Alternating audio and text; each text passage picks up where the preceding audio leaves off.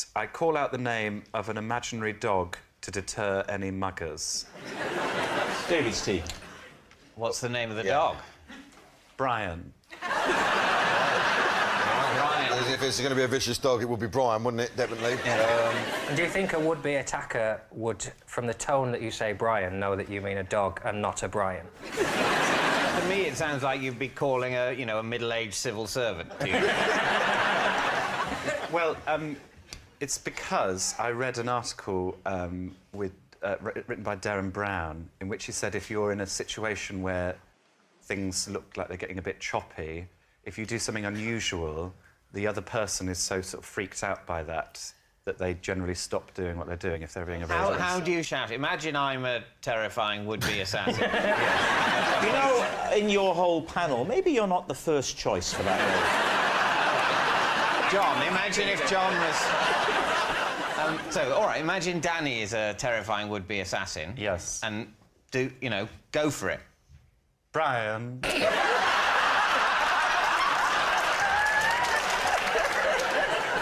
You don't want to attack me now, do you? No, that's terrifying to me. Is it just someone comes up to you at night, you know, mates ask for the time, you go, Brian, you just flip out, or is it a general mugging? I like you, Danny. Everyone's got their own showbiz personas, and you and Danny completely gone for different ones, haven't you? I think we're very similar in many ways. Yeah, no, I do. We're lovers. Danny, stay calm, please. Calm down, calm down. Oh, you had to start shouting Brian. Just say, Joe, you're playing with fire there. I'd leave it there. I'm feeling this one. You think it's true? Read a Darren Brown book for a start. He's that sort of... I believe the Darren Brown article, but the whole point of that is that you say something random that sort of puts people off their stride, whereas you're going for something specific, calling upon a dog called Brian to come to your aid. But that's immediately disprovable. The absence of Brian is immediately evident. Whereas calling upon Brian, they're going to go, Brian? Oh, there's no Brian. Fine. My big sticking point is still, if you were trying to create the illusion that you had a dog, why you would give it a person's name. Yeah. Would you shout dog? You'd shout like... Dog. Rover or Fido. That would be good. If he had a dog called Dog, that would... Dog! Dog! What would you call him, John? Rambo, well, Tyson? my defence is slightly different. I would wet my pants.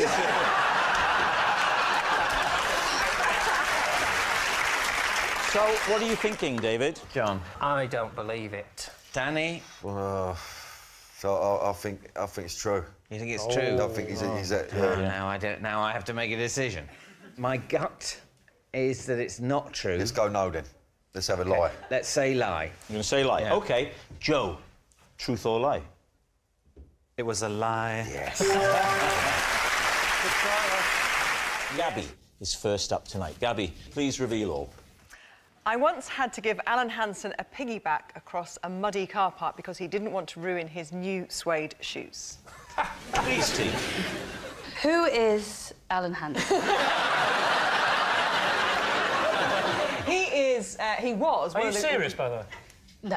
Oh, OK. No, I think he's the handsome Thunderbirdy one. That's right, yes. Where was this? Old Trafford. That was the muddy field? No, the car park outside of Old Trafford. Oh, it was the car park of Old Trafford. It was a very wet, typical kind of northwest day. And Let's not be northernist. The car park was actually flooded in some areas and quite wet. And we'd had an evening match. It was an FA Cup replay, and he was joking about his shoes, and I, for a laugh, said, "Just jump on."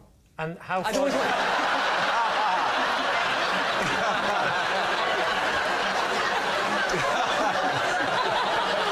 How do you think I got to host match of the day? How far did you take it, him?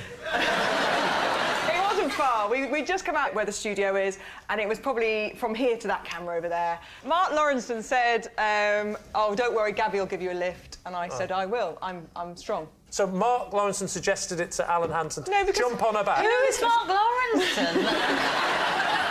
Al said... Oh, hang on a second. Al said... Please don't start impressions, because he will start. That's all I ask from you tonight.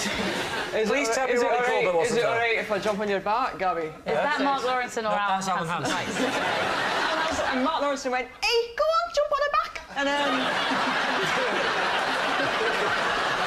you feel like you were there, don't you? You feel like you were there. If you're going to come on your Alan Hansen, you've got to be absolutely sure you do Alan Hansen for it. Yeah, I think you've been in front of your head or more time you go and say what you see anyway. It doesn't matter there. You've got to come from the back and get up front. 2 words for you. Duncan Bannatyne. That's it. Alan Hansen is, that is, woeful defending. What? Woeful defending. What are you doing now? That's Harry Seacombe.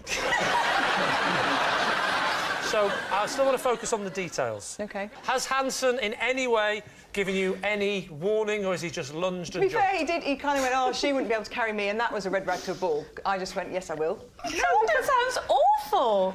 I don't know. I get used to those kinds of requests at work, you know?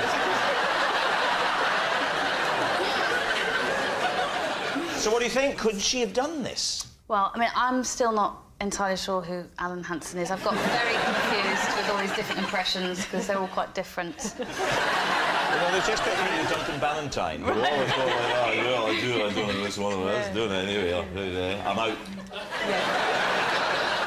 So what are you going to say? I wish Alan Hansen had a catchphrase, that would have helped me. He did. You'll never win it with kids. You'll never wear anything with kids.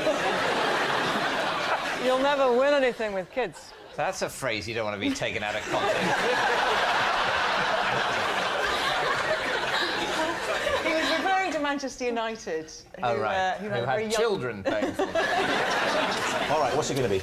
I'm sure it's true. You think it's true? I don't think it's true. Sorry. I just have this feeling deep inside that Alan Hansen and Mark Lawrenson don't speak to Gabby.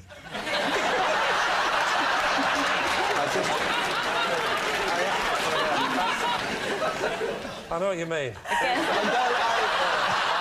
I've been swayed now. since I don't know who any of these people are, maybe you should go with Bob. OK. Bob will take leadership. OK. And responsibility. As we say, it is a lie. So, Gabby, truth or lie? It is a lie. Oh. Yes, it's a lie.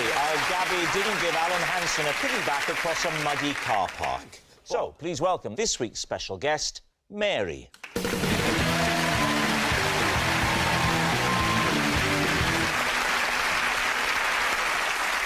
Now then, Mary is the dog, not the handler, OK? It's Obviously, Mary, because and if Mary had been the handler, she wouldn't have had a dog, she'd have had a little lamb. OK, Alex, what is Mary to you? This is Mary, a dog, and I had to spend an entire episode of the One Show covering up the fact that she'd been sick on me. OK, so, John, how do you know Mary? This is Mary. I recited a poem at her wedding. There we are, John's married mutt, and finally Lee. What is your relationship with Mary? This is Mary, and when she was pining for her owners, I sat up with her all night and tried to comfort her with a song. All right, David's team, where do you want to start? Alex, why was Mary on the One Show? She was abandoned. So if I know you can't believe it. If a dog is ever abandoned in Britain, should it happen, they immediately get a slot on national television just to sort it out, just to check that there are no dogs without homes ever.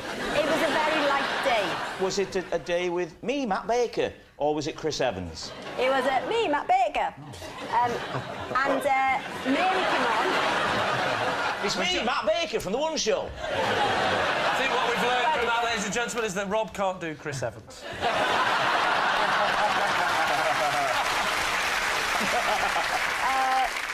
So little Mary comes on the show and we want to rehome her. We gave her lots of treats because she was on television. She came to sit on me and then the treats all became a bit much. Under the lights, mess. OK, so you didn't have a story for the One Show. You scooped up a stray dog, pumped it full of sugar, and got your just desserts. Why wasn't it immediately noticeable that Mary was being sick? because as we were linking into whatever came next, it wasn't relevant. We'd moved away from Mary. Okay. Oh, yeah, Matt Baker was pushing bounty bars into a pony's face by then. In the meantime, Mary is being violently sick. So you're talking about something else. Yeah, we you're go into something stroking else. Mary on your knee. Mary. Then Matt's sort of saying... Matt Baker's spooning Angel Delight into a fox.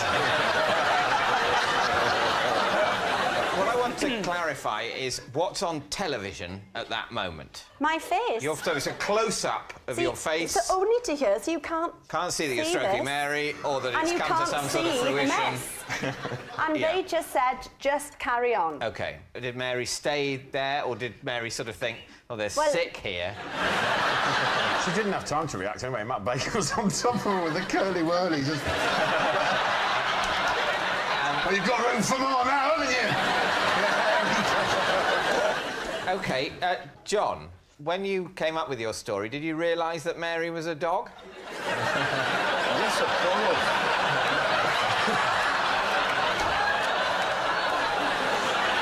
Well, you do have dog weddings. Some owners channel their loneliness through events like Well, that. I've been to a lot of weddings. I'm just going through them. Human. Do you know, I think they might all be human. Now, listen, dogs It is a fact that dogs get married. Dogs get married. But also, it is a fact that dogs don't get married. That's all right, OK. So, John, you wrote a poem and performed it at the wedding of Mary. Tell us about the experience. Well, it was a poem I'd already written that had proved to be very popular at modern weddings. It's called I Wanna Be Yours, and the first verse goes, let me be your vacuum cleaner, breathing in your dust. Let me be your Morris Marina, I will never rust. If you like your coffee hot, let me be your coffee pot. You call the shots, I wanna be yours. It goes on for another 3 verses.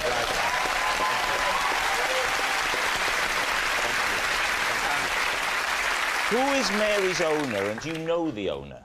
Yes, Mary's owners live next door but one, on the right-hand side of our house. Going out. Right. If you're going out, she's on the right-hand side. That's a good point. So if you're going in the back door, they're on the left, aren't they? Yeah, that's right. And John, describe what was the ceremony like? It was conducted by the vet, who had neutered her husband. It's kind of sick. If the arrangements had been explained to me beforehand, I don't think I would have got involved. Yeah. What was the husband's name? The dog that was fulfilling the role of the husband here. Do you remember the name? Tyson. Tyson. Do you know Tyson, the owners of Tyson, or did you only know the owners of Mary? I knew the owners of Mary better, but I did know the owners of Tyson as well. So Tyson and Mary weren't owned by the same people? No. So no. how were they going to cohabit? Because usually dogs tend to live with their owners rather than setting up home on their own. Good question, David. Tyson lived next door but one, on the left, going out. So they saw a lot of each other without actually cohabitating. John, where did the wedding itself take place? At a place called Old Hall. They breed their own sheep. So as it happens, Mary did have a little lamb.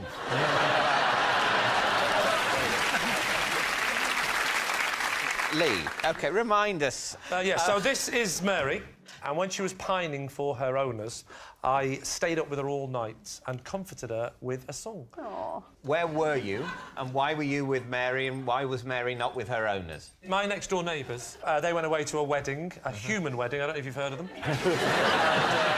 and they asked me and my wife to look after little Mary. So the dog came round to your house? Well, no, we picked him up because he doesn't know the way. OK. And so, is Mary male? You always call him a he, yeah. What? Do you always call Mary he? Well, no, sorry, she. Yeah. So I was getting this one. My husband Tara sorts it all out. So, what happened then? My wife went to bed and the kids were asleep, so it's just me and Mary. You know, I was watching the TV and she was fine, she was happy just sort of lying in front of the fire. And then, suddenly, it started. What? The programme, it was brilliant. The pining.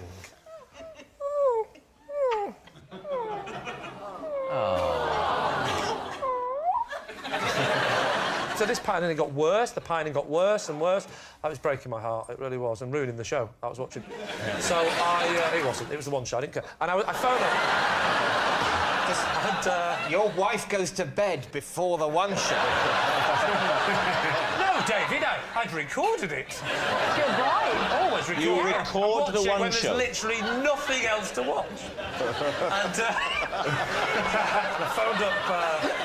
phoned up my neighbour who was at the wedding, and I said, "Look, Mary's pining." She said, "Have you tried everything?" I said, "I've done everything. I've taken my foot off her tail. So they said, "Well, you're not going to believe this." They said, "But there is a way that you can keep her calm as she calms down." Right. Do you, by any chance, have the song "Money for Nothing" by Dire Straits? and she said that the owner said, if you play that song on your CD player, Mary will calm down. So I get the CD, I put it on, and it was like magic. It was unbelievable. The second it went... Can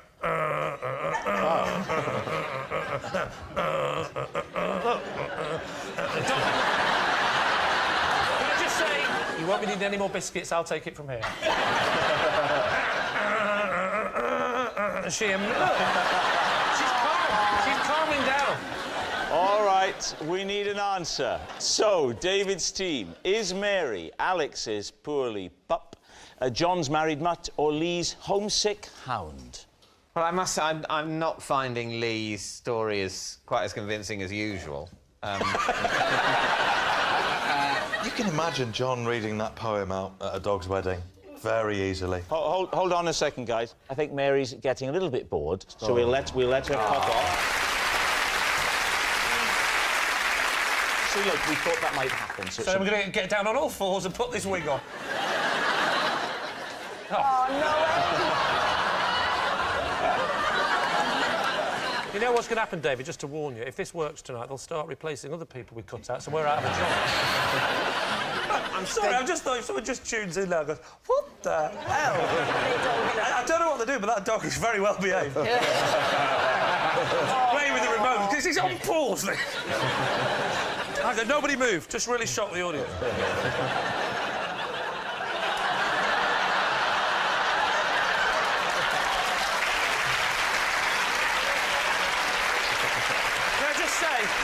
That's not going to work if you clap.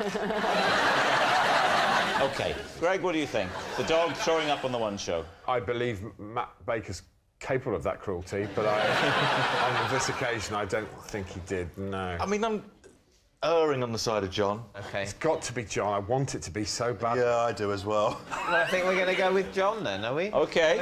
You're saying it's John. Right. Now, Mary is resting, so I will give Mary's answer for her. Get behind the cardboard cutout.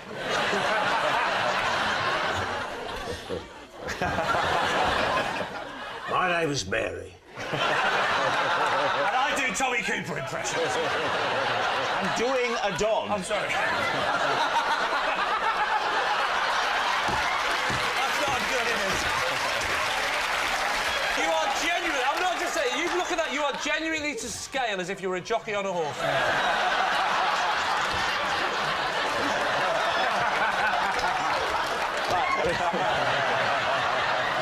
My name is Mary, and I can reveal that I was sick on Alex during the one show. Thank you very much.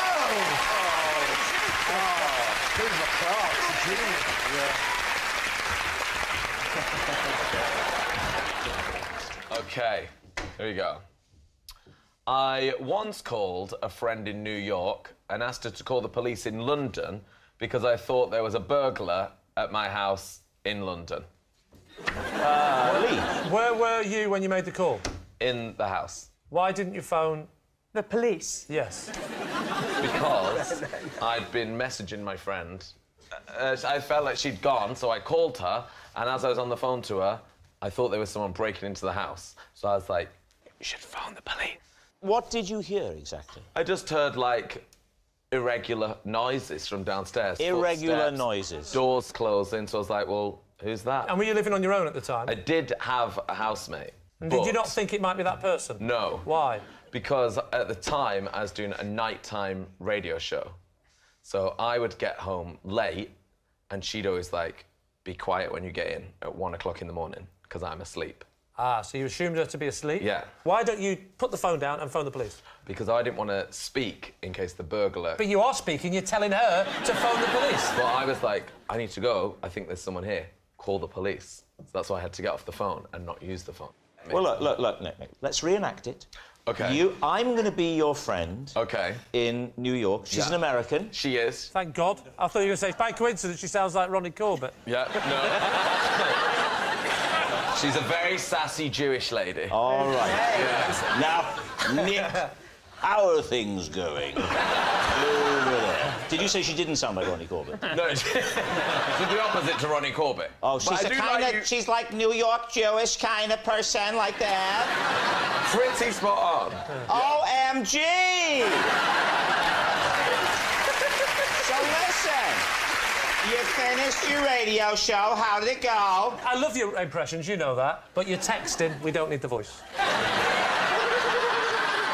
Oh, he wants me to call him. Sure I will. Hi, Amy. How's America? Oh, I love it. There's so many Americans here. Hey, what's that noise in the what is that background? noise? Oh. I heard something. I can hear something downstairs. Oh, you were having trouble with your stomach again? No, like downstairs. It's something like downstairs in the house downstairs. I'll pretend to be asleep. You call the police. What, the NYPD? No. My police. All right, I'll call. OK. Love you. So I put the phone down, and then I just go like this. And then fear for my life. Well, hold on, because it's all happening stateside. Well, I mean, we can go on like this all night. So then what happened? So go on, talk us through the rest of the story. So then she makes the call. Yeah. So that's like, call the police, because there's not the 999 number, there's like the police round the corner, you know, the local police. She went and logged on and looked for your local police station. Yeah. Why didn't you you don't phone... have to log on. Why didn't you phone 999? Listen, Sunbeam, you do on my Atari. So she called the police. Yeah. And then it turned out that it wasn't an intruder at all. How did you find that out? I found that out when my flatmate burst in. What's she bursting into your room for at night? Because she had been on the wine. So the bang, bang, bang noises were her, like, looking for wine or something, I don't know. And you said what? I said, oh, my God. Hypocrite. I said I thought I was going to be killed by the intruder. The police are coming. So then we were like, well, we need to call the police now. So you phoned me back in New York. Go on. No, I didn't phone you. You want me to cancel them? They're on their way, honey. I just went direct to tell them. Yo, so when you want me, I'm right here waiting. But when you don't want me, you just drop me. Well, screw you, Grimshaw.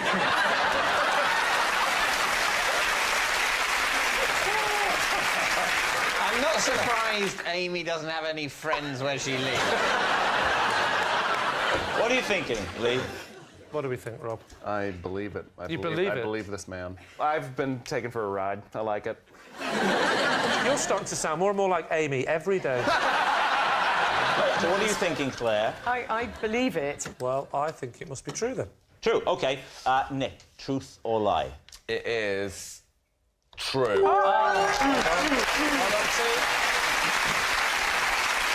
Yes, it's true. Nick did ring his friend in New York and ask her to call the police for him. It's Lee.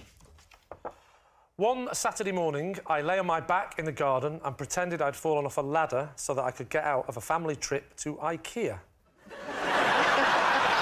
David Steve. What had you been supposedly doing on the ladder to fall off it? So, my wife said we're going to IKEA, and then you should be upset if I said no. So I said, yeah, no problems. Can we go in about an hour? She went, yeah, no problems. Why? And I said, because I've got to do something in the garden. Yeah, what were you doing? Trimming the tree. So you said, OK, we can go to IKEA in an hour. I've just got to go and trim the tree. I didn't say I'm going to trim the tree, obviously. I said I've just got something to do in the garden. Why is it so urgent that this tree needed to be trimmed? You're not following this story, are you, Sean? I didn't need to trim the tree. Yeah, but surely wouldn't she go, We'll do it later. Because it was a casual conversation. We're going to IKEA. Can we go in about an hour? I've just got to do something in the garden. She went, yeah, it's fine. And that was it. Right. We don't live in a relationship where I go, can we go to IKEA? I go, can we go now? I'm doing something in the garden. She doesn't sit me down, put a spotlight on me, and go, just to sing in the garden. OK. But you did Toppery last week! So you say you've got to do something in the garden. She says fine. So you walk out into the garden. Yes. Explain how you set the scene. I go to the shed, right?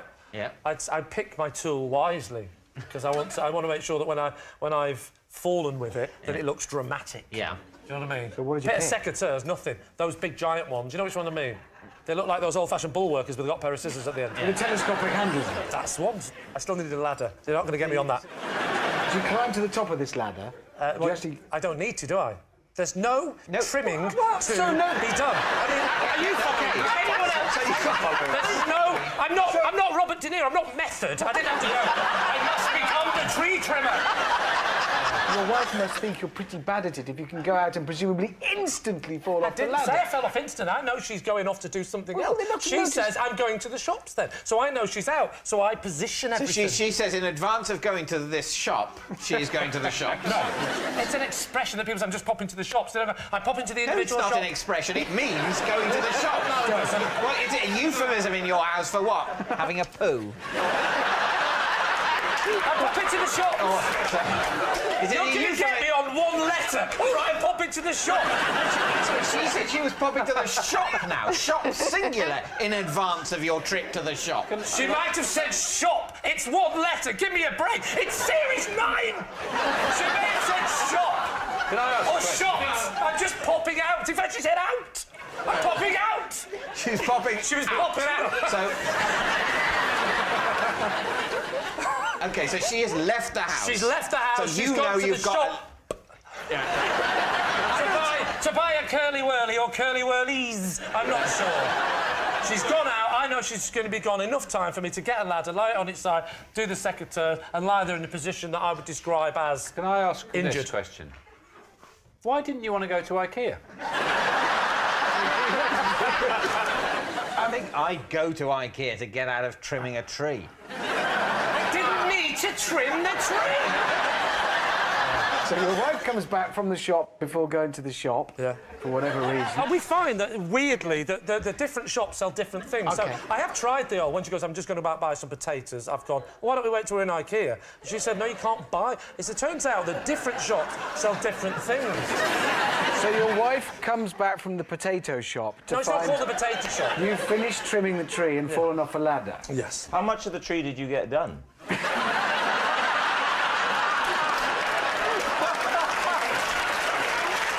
Did you claim specific injuries that you'd done? When you said, oh, I've just generally hurt us, what? What had you done? What did you say to her? I went, ah! My leg! She went, what's up with it? I said, I don't know, but I can't go to IKEA. And I claim to have injured my coccyx. How long had she been gone? It was probably 4 or 5 days this time. I'd say probably about 15 to 20 minutes. Did she still go to IKEA? Yeah, no, what did she do then? You're there in agony. She came to help me. She helped you up? She helped me up. She tried to get me stood up. I held the base of my back. Is that what the coccyx is? Yeah. I held the base of my back. And she said, you better come inside and sit yourself down. I said, but what about the trip to IKEA? I feel I've let you down. She said, no, that was years ago. I think the bit where I was pushing it, when I shouted, love, can you put that ladder away? I don't want it to go rusty. I don't want it to go rusty. I might need that in a couple of weeks when we go to Boots. So what do you think, David? Is this true? What do you think? I think it's a lie. I just think you'd save that for something a bit more... You think it's a waste? Well, yeah, it's a waste of an opportunity to get out of something. Like a family Christmas, you could get out of a whole Christmas. So what are you going to say? I think we think it's a lie. You're saying it's a lie. Lee, truth or lie? It's a lie. So please welcome this week's special guest, Georgia.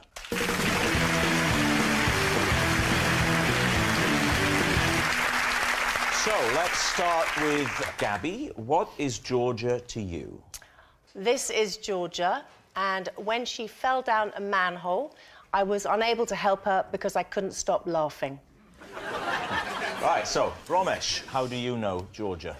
This is Georgia. I have an irrational fear of sock puppets, and last year I had to leave a children's party when she put one on. Right. And finally, Lee, what's your relationship with Georgia? This is Georgia. After spending a weekend at her hotel, I drove home only to find her cat asleep in the boot of my car.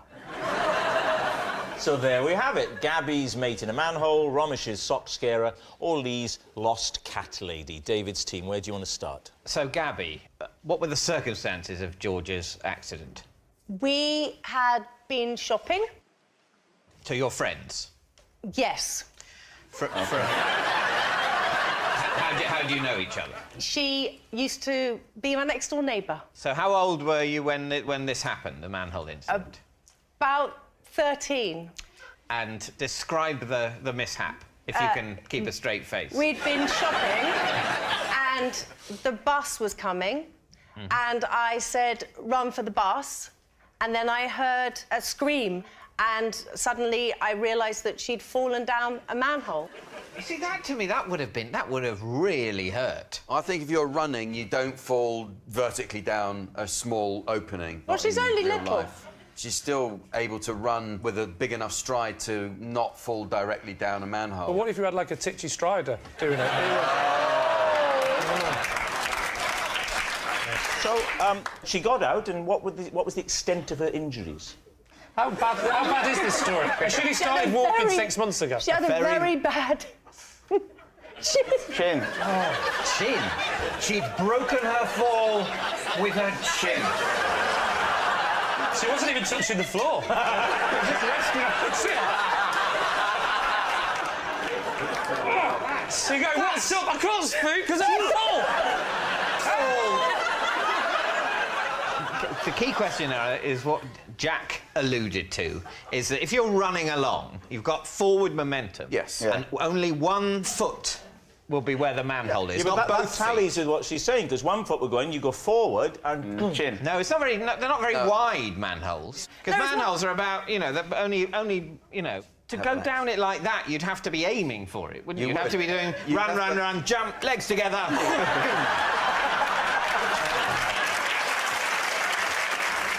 Right, Ramesh, you have a fear of sock puppets. Yeah, I do, yeah. OK, I believe you.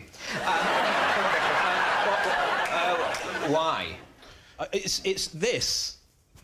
I find that like a snake. At any point, they can just turn towards you. Yeah. You know, it's the unpredictability of it. You know, like, it's not fun. No. You know, they've got the sock puppet there, then you're sitting down, they go, That's not funny, that's terrifying. It's horrible. And what was the occasion with Georgia? What? Well, I don't actually know Georgia that well. What happened was that I was going to a kid's birthday party with my children. OK. And the problem that we have is that our oldest child is very, you know, sort of chilled out and he just has a nice time. The second one is, well, he's not. And so we arrived at the party and just sort of his behaviour was unacceptable. He was shoving kids and it was sort of getting pretty embarrassing and we were trying to control it. And so basically she saw that there was an emergency situation. I sort of wandered over and she was reaching into her pocket to pull out what I hoped was a gun. But it turned out to be the sock puppet. And she put the sock puppet on and then, here he comes again, hello. She says a lot of, it's unpredictable. It's not unpredictable. Yeah, but you don't know you don't know what the puppeteer might do, what they might think is funny. Well, they're either going to do that or that. Yeah. No, but they can do that. Yeah, attack. But it's not the sock is not what enables them to do that. In many ways, any human might suddenly do that to you. That's the risk we live with whenever we interact. I'm not. Is that what you're thinking when you're chatting? Look at that strange look you give me when we're having a drink afterwards and you've got that constant... I always think with you, give it a couple of yards, so if you suddenly do that, you can get away. So how did you react, Ramesh? I just sort of grabbed my son and I went, I'll get him, I'll sort him out, don't worry, thank you, and just tried to not look. And then I just sort of ran out the party into the back garden. Right. She's not going to come after you with the sock. No, if she'd have come out to the garden with like this, I would have just knocked her out. Like this. So, Lee, cat in car post hotel, I've written down. That's her name, yeah? Yeah. What kind of cat was it, Lee? Oh, it's a black one. Oh, yeah. What kind of hotel? Red. What kind of car? Blue. He was there for the weekend? I'd taken my wife away for a weekend in a boutique hotel in the New Forest. The Old Forest wasn't doing it for me. Right. Had you got home when you discovered the cat? Yes, I'd got home and I opened up the boot to let the wife out. No. I'd opened up the boot to get the luggage out. And there was a flattened cat. No. What had happened is I opened up the boot of the car. I'd gone into the hotel because I put my bag in, but my wife was chatting away to someone. I was trying to get her away. I said, come on, we should probably drift off now. That's when the cat had jumped in. And you drove back home. Drove back home. No incident, no sound of purring or yowling that you couldn't attribute to your wife. Yeah, no, I just... a bit rude, David. And,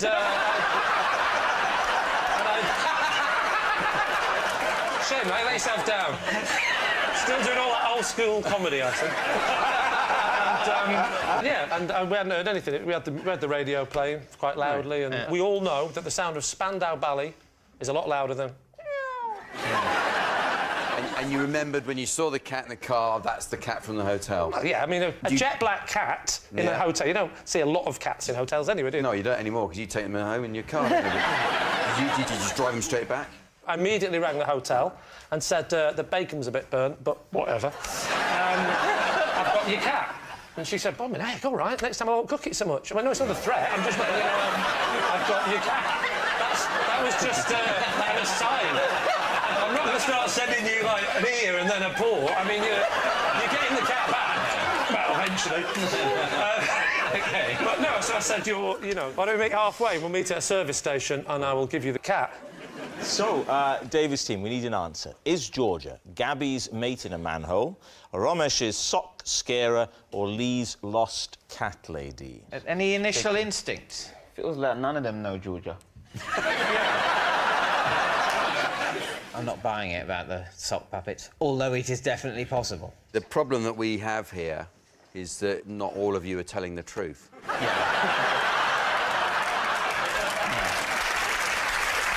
That is true. I think Gabby knows Georgia. That's my instinct. Yeah. Yeah. I think we're going manhole? Yeah. Manhole? Let's call her Gabby. Gabby, please.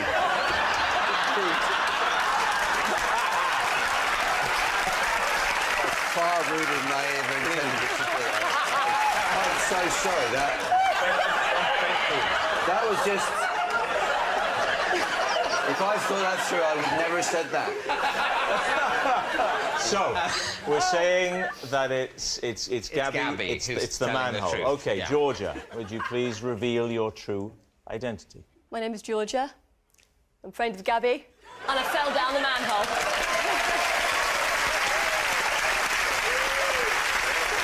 Yes, Georgia is Gabby's fallen friend. Thank you very much, Georgia. Thank you.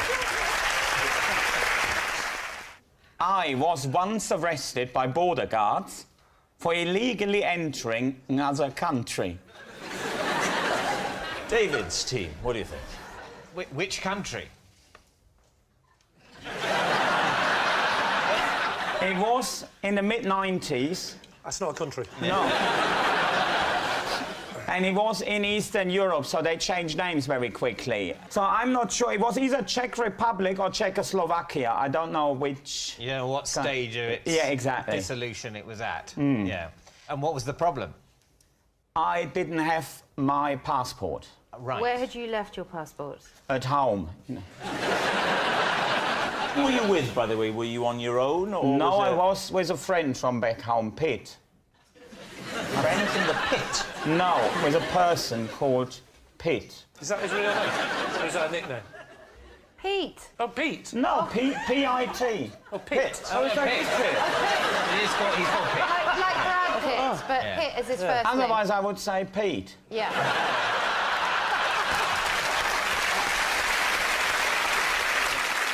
We were travelling on something that was called Schönes Wochenend-Ticket. And that's German for National Express. No. Now, what it is German for, you can use any train you like, as long as it's a slow train. We have that system with all of our trains.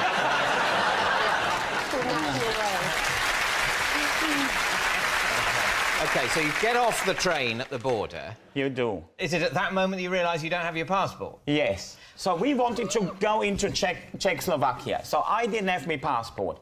So the obvious thing to do is don't go across where the border guards are, but go a mile off into the fields and cross there. If then someone wants to see your passport, you say, oh, I must have lost it. Roughly how far into Czechoslovakia, in whatever form it was, were you? I was about, give or take, a mile. I see in the distance, I see like two lights, two white lights. They're getting bigger and bigger and bigger. And then I realise it's a Jeep. And then they're driving towards us. I'm quite gripped by this story. The Jeep then just stopped, and then there is 4 people jumping out with automatic rifles and dogs. Automatic dogs? What sort of dogs were they? I didn't ask for their names. But... Neither did Alex. They were terrifying dogs, probably Alsatians or something. What happened? They're all around you. So well, what they do all they say? jump out with their rifles, don't they? And then saying, or whatever their language is. So, and then we had to gain the Jeep, and then we were driving off into Czechoslovakia, and then we ended up in some woods. One of them jumps out, opens a gate, and I didn't even see what was there. Then there is some little wooden hut. And was someone in there that spoke German. We got on well with that fella, and our excuse was that we said, we had no idea that we crossed the border. Mm-hmm. Yeah. So, and then, well, they didn't fully buy it, but they knew there was little point executing us. What happens then? And now the funny story begins. They said, you'll have to pay a penalty. Oh, the Germans and penalties. That penalty... Never again, please. Then the Czechs drove us back to the German border, handed us over to the German border guards, and then they congratulated us on being the first illegal immigrants from Germany into Czechoslovakia. Well, there we are. David, what are you and your team thinking? It's the travel card thing. It just seems right. No, I think on an emotional level, having spent so long hearing that story, we need it to be true. Yeah. We need something. We need it to be true, Yeah. because a lot of our life went into that. So you're going to say on that true? emotional level, I think we have to say true. You're saying it's true. Henning, truth or lie? Well, that story is actually true.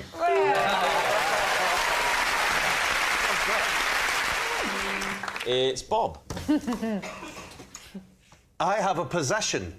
Ah, there's a box. Take the item out of the box. That's it. Pop it there, and then read the card thus. This is the cushion that I used to carry my pet owl around on. I would have brought the owl, but he escaped last week. David's team, what do you think? What kind of an owl was it? Oh, yeah. Tawny. Yeah. Tawny's perch on branches. Yeah. So how did you get it to perch on a big, flat, soft cushion? Oh, Steve, it's so good to have you here. How did I? Is there a problem here, Steve? Here are the talon marks. I have a rare breeds farm near me, and they had to get rid of a tawny owl that was injured. It couldn't use its wings, and I shouldn't use the words, it couldn't use its bottom. What? For doing what? For poo-pooing. What did it use? So, as a trustee of the organisation, because it's just down the road from me, in Warehorn, I agreed to I agreed that I would look after it. It actually had what you would call a colostomy bag. We wouldn't call it that. No, you would. We'd call it a colostomy bag. Have I said it? Yeah, we wouldn't have picked it up, but you did specifically say that's what we would have called it. And I thought I'd better address this because we really wouldn't. Steve, is an owl's colostomy bag called a colostomy bag? Yes, it is. You wouldn't really need it because the majority of kind of solid faecal matter with an owl comes out of its mouth. Yeah. No, we're dealing with a very sick owl. No, I'm sorry, I sound aggressive there, but I can see...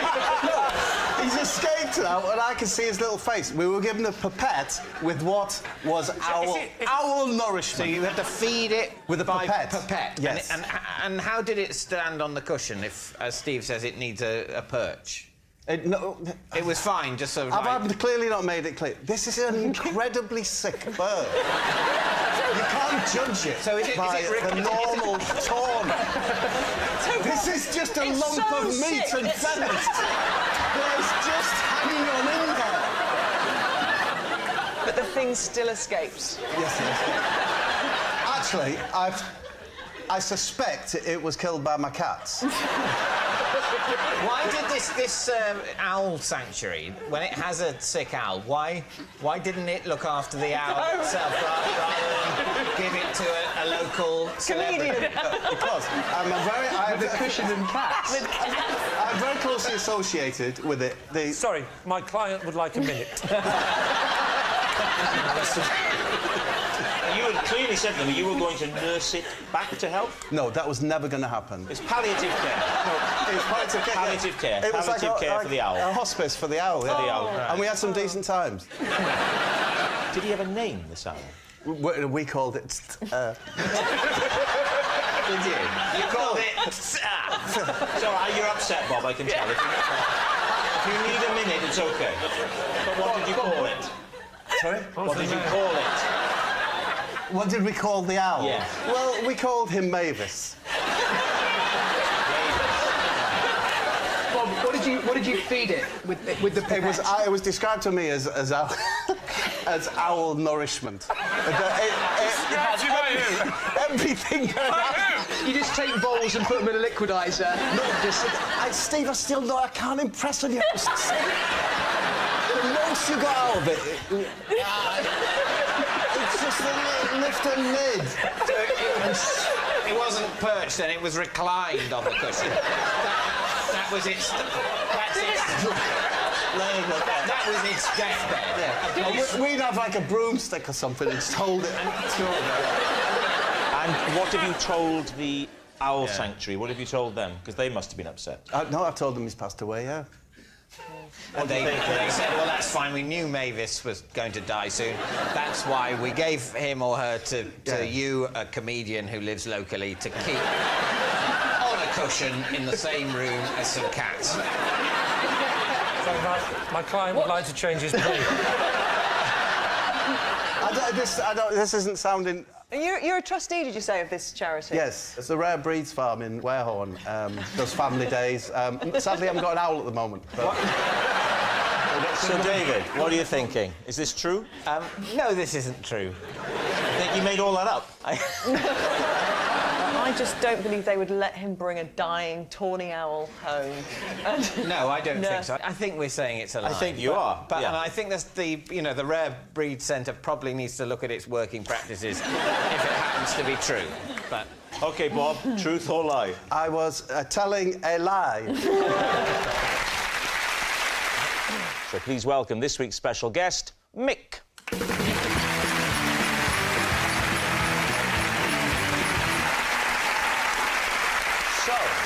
Kelly, what is Mick to you?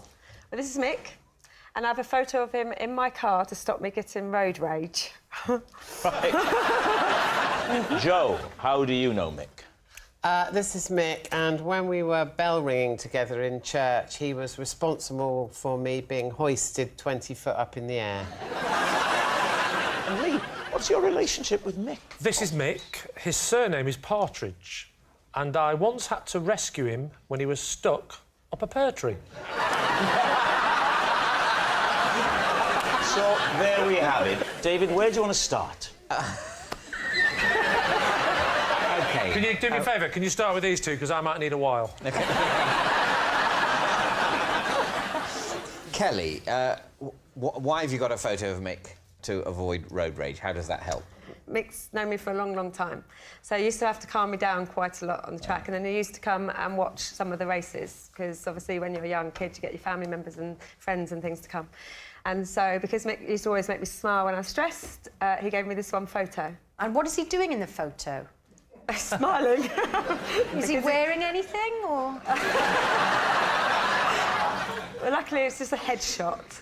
Do you ever get road rage, Ruth? Is that something that affects you? I do get annoyed, but I don't show any anger or rage. I tend to just smile or blow a kiss or wave at them in an annoying fashion. In an ironic... ironic man. Yeah, David, I would imagine you're an absolute brute at the wheel. I am not legally allowed to drive a car. Oh. Does that mean you drive a car illegally? No, I haven't... what's the expression? Passed your test? Yeah, that's it. Passed yeah, your test. Oh. But have you ever had lessons? Oh, yeah. Ineffective in terms of engendering in my brain the knowledge of how to drive. How many lessons did you have? Up to 45,000. OK. Who would you like to quiz next? So, Joe, bell ringing. Yeah. Are you a keen bell ringer? Not anymore. Were you a keen bell ringer? I was never really that keen on it, if I'm honest. Have you ever been bell ringing? I have been bell ringing. Where was it, and why did you give it a go? It was in a church, David. Yeah. What was the church called? I can't remember, actually. Saint Somethings. No, that narrows it down. Yeah. Can you remember where it was? Yeah, it was in a village in Kent. OK, that's plausible. If she'd said North Korea, we could have questioned it. What was the scene? Well, picture the scene for us. Well, what happened was I had been to church a few times. I didn't like it. So when was this? What age were you? About 12. Right. And so I could either have gone in the church choir or been a bell ringer. And what happened? What did Mick do that led to this? Well, it was a sort of prank that used to be played on new ringers, and what happened was that Mick said to me, "Can you hold this a minute?" And I just put my hand out without looking, held onto the rope, and just went like that, right, You went 20 feet up in the air. Yes, I did. How old was Mick then? A couple of years older than me. So you were about 12. He was sort of 14. Oh, so he was a young lad doing it. I was imagining him at the age he is now. It's before the service. You're doing the pre-service bell ringing. Yeah. Why aren't you on your own bell rope? What are you doing there that you're able to respond to his call, you know, grab hold of this? Which is a dangerous thing to respond to without looking in all sorts of circumstances. Not quite as dangerous as your impression of bell ringing, which looks more like cow milking. You're going like this. Sorry, I'm no sort of mime, but what is it more like that? Is that more like it? I think it's Happy Christmas! You have to get it from one position to another position, and while you're doing that, that's when it's dangerous. And how do you do that? Is that using the rope, sort of, you yank it along with the rope? You have to pull the rope in a particular way. Well, it'd be a nice chance for you to demonstrate how you pull it. Well, when you're actually ringing a bell properly, you start by putting your hand up and getting the end of the bell rope, which is about that far above your head. You pull that down and you catch the fluffy bit, and then you pull that down with both hands, then you let go one hand and let it go right up, so it's like that. So that's ringing a bell. In order to get the bell in the right position, you pull it like this. And as you pull it... That's why he married me. Now, what about Lee and his claim? Yeah, no, that's not true. OK, what was he doing up the pear tree, Lee? He was rescuing a cat. No further questions. Where was the pear tree? Next to the cat. The pear tree was in the grounds of a pub. OK, and this was like in the beer garden? We were having drinks outside in the beer garden. Yeah. We had a bit too many. We went back inside. It got dark, got late, and then we were staying in a local hotel. Everyone was going out to get the taxis home, and that's when I heard a scream. Help! What the pear tree? And, I thought, what? I remember saying, hark. Did you know Mick? Was he one of your friends who'd gone to the pub? Mick, it turns out, I never met him before in my life. Mick, it turns out, was the landlord of the pub. Right. Right. And which answers the question why we weren't getting served, but we'll forget that for a minute. Yeah. How big a tree was it, Lee, and how high was Mick? The pear tree was quite high, I would say. Using Mick as a measurement of 1, I would say it was about 5 Micks. How did you actually rescue him? So I shouted up, "What are you doing up there, mate?" And he said, well, this is what I heard at the time. Hey, came up to her. I said, "You'd have to shout, mate. You're 5 Micks up." He's right at the top. It's a 5 Mick tree, and he's right at the top. Yeah, I was thinking he'd be about 3.5 Micks. Yeah. Well, to be fair, though, it was sort of lying on the branch, so his head was only 4 Micks and a bit high. Right. And he said, "Well, go and get help." So I said, "Well, have you got any ladders?" He said, "Yes." And I said, "Right, well, good luck," and off I went. But how had he got up there? How did he manage to get up in the first place? How did he manage? Well, he clambered up. So the cat was, it turns out, was at the top of the tree, right at the top. I'm talking 5.5 Micks because there was a thin branch on the top. So he's basically... A pear tree is full of... That's the word. For a very brief period of the year. Yeah. Yes, Is he up there... Well, would you believe that this cat was partial to a pear? So it wouldn't have happened any other time of year. He says he's always like this, he's country bloke. Always like this, he is. But he wouldn't go for a near pear, not or one of the many that drop on the floor. Not one that had fallen. David, it was the last pear. He'd eaten the others. So it wasn't full of pears, there was only one pear it was full at of the top, no. like an angel. He was full of pears when he started climbing. He'd been up there for 2.5 seasons.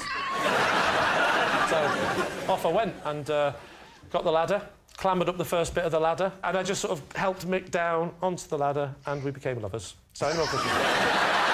All right, well, we need an answer, so David's team is Mick, Kelly's calming companion, Joe's bell-ringing buddy, or Lee's partridge in a pear tree? I think it's Joe that's telling the truth. Do you know why? Because of a rope action. You think it's Joe? Yeah, and I don't know what it would take to calm you down, Dame Kelly. I don't think Mick is the answer, though. Oh. He looks calm now. You want to see him on the top of a pear tree gripping a cat. Absolutely invincible.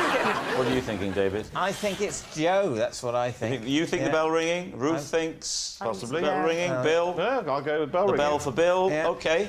Right. They all think it's Joe. Mick, would you please reveal your true identity? My name is Mick, and I was responsible for Joe being hoisted 20 feet off of the ground. Right, here we go.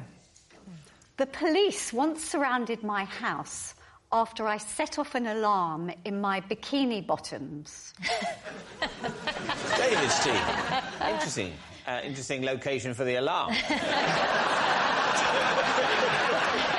What was the alarm that you set off, and how did you set it? It was the house alarms. I was actually ironing in the garden with my bikini on, and I had the remote control for the alarms tucked down my bikini. Let me stop you there. I could have sworn you said you were ironing in the garden in your bikini. Yes. It's a classic domestic scene. I love that commitment to ironing. I haven't ironed anything since the late 90s. But very good. We can tell, Lucy. Yeah. When was this, Debbie? Oh, quite a few years ago now. And in your bikini bottoms was the remote control Yeah. for what? That set off the house alarms. For the burglar alarm? Yes, essentially. so I don't know what you call them.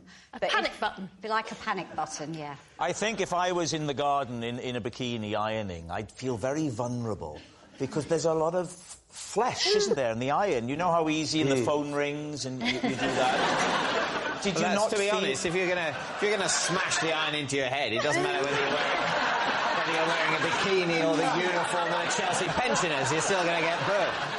So what happened when you pressed the alarm? Who was alerted and what did Right, they do? so I didn't know because it doesn't set the alarms off. It just rings the police. And so 15 policemen came round the corner. They shouted, no, start with the collar, then the sleeves.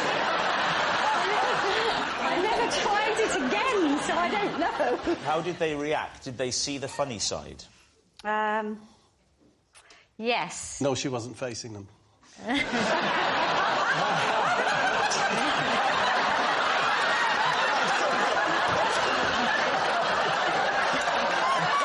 so sorry.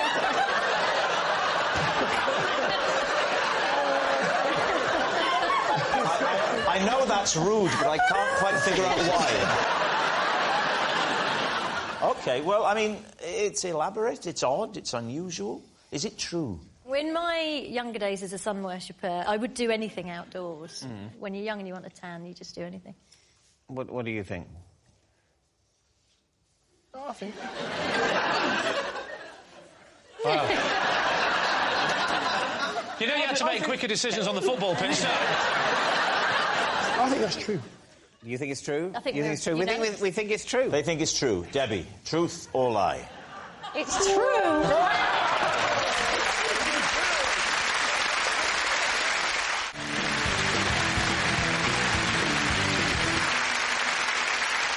So, Debbie, what is Jonathan to you? Well, this is Jonathan, and when he was a baby, I used to pull him out of a top hat. Bob, how do you know Jonathan?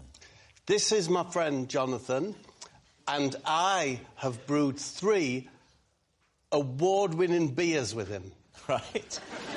And finally, Lee, what's your relationship with Jonathan? This is Jonathan.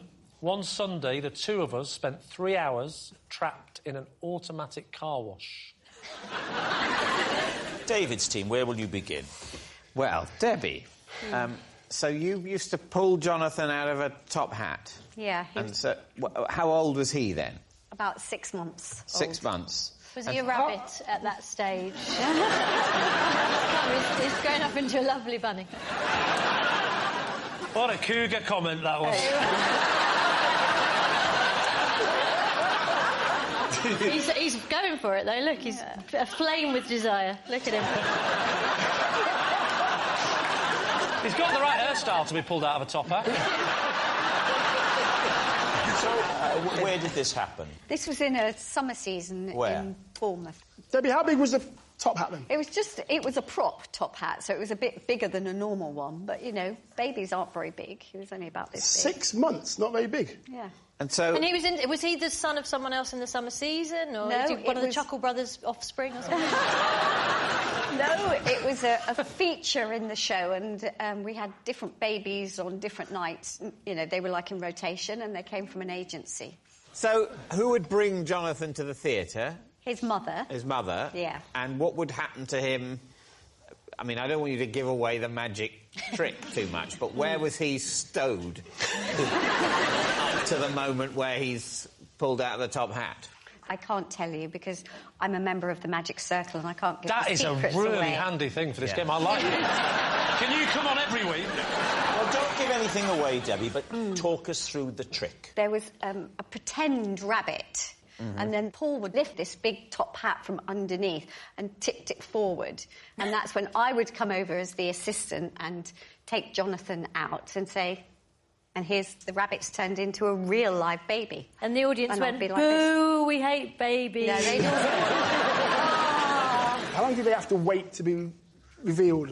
Not very long. It wasn't a very long trick. So they were only briefly on stage before the They were only briefly reveal in terrifying darkness alone. Which they are in a cot when they go to sleep at night. And indeed in a womb. Yeah. I mean, that is the ultimate trick, isn't it? Now, who would you like to question next? Yeah. Bob, remind us what it was that you've said. How do you know Jonathan? Because I have brewed 3 award-winning beers with Jonathan. what are the names of your award-winning beers? The one that's my favourite is called Kiss the Alderman. That's an IPA. Kiss the Alderman, an IPA, yes. IPA. Another one was a stout, and it was called Retail Park. Retail Park? Yeah. And the other one was a lager, and that was called... Not now, madam.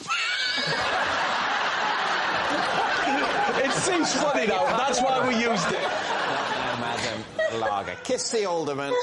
Retail Park. Can I just say, he's written these down, so I hope you can remember them. How long did you two work together for? About 2 years ago. I was in a field, Dion, collecting some mud to go and bury at home in my garden. And along came Jonathan, or J-Keg, as I call him. And he said, I recognise you off the telly, you're that Ray Mears, is what he said.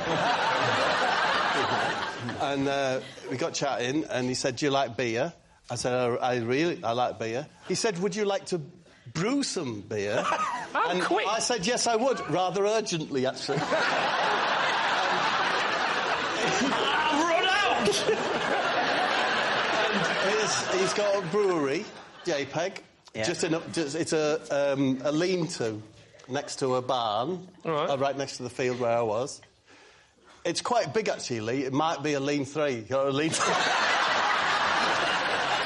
So I went in this marvellous little brewery that I'm imagining, and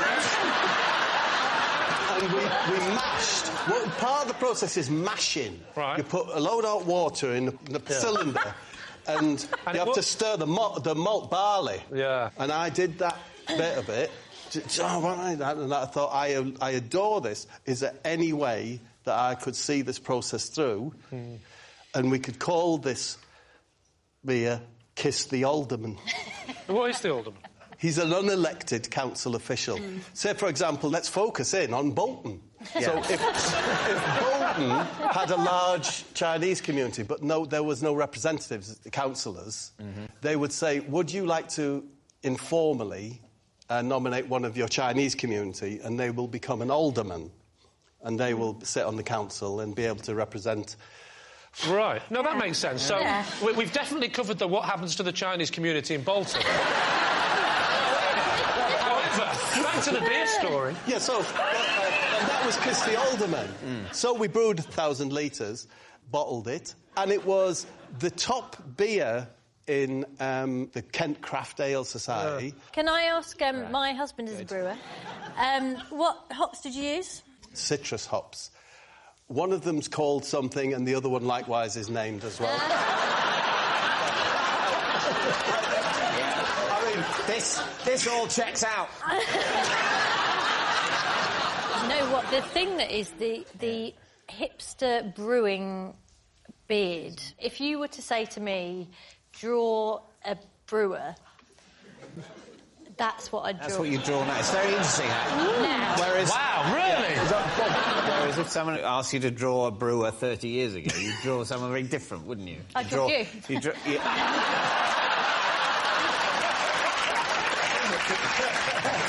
Now, what about Lee? Lee, remind us of your claim. This is Jonathan. One Sunday, the two of us got trapped for 3 hours in an automatic car wash. Where was it? Where was the car wash? It was just outside the car. Near where I live in southwest London. Whose car was it? Who's driving? It was my car. And was Jonathan in your car with you? Correct. He was the passenger. Why? How do you know Because Jonathan? we can't both drive.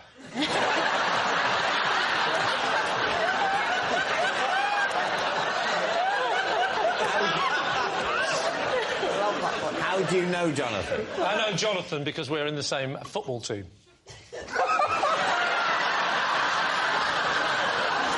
What is it, to bring your granddad to?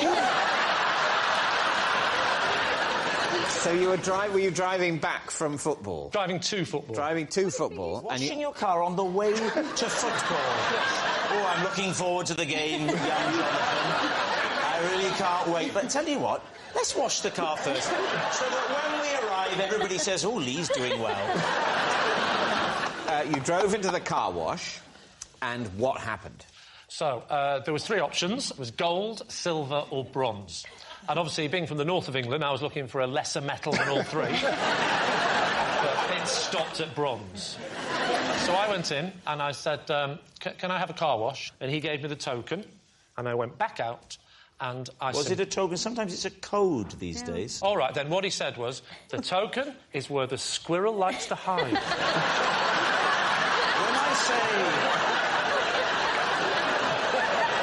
When I say code, I don't mean riddle. I mean a series of numbers that you put into a keypad. On this occasion, it wasn't.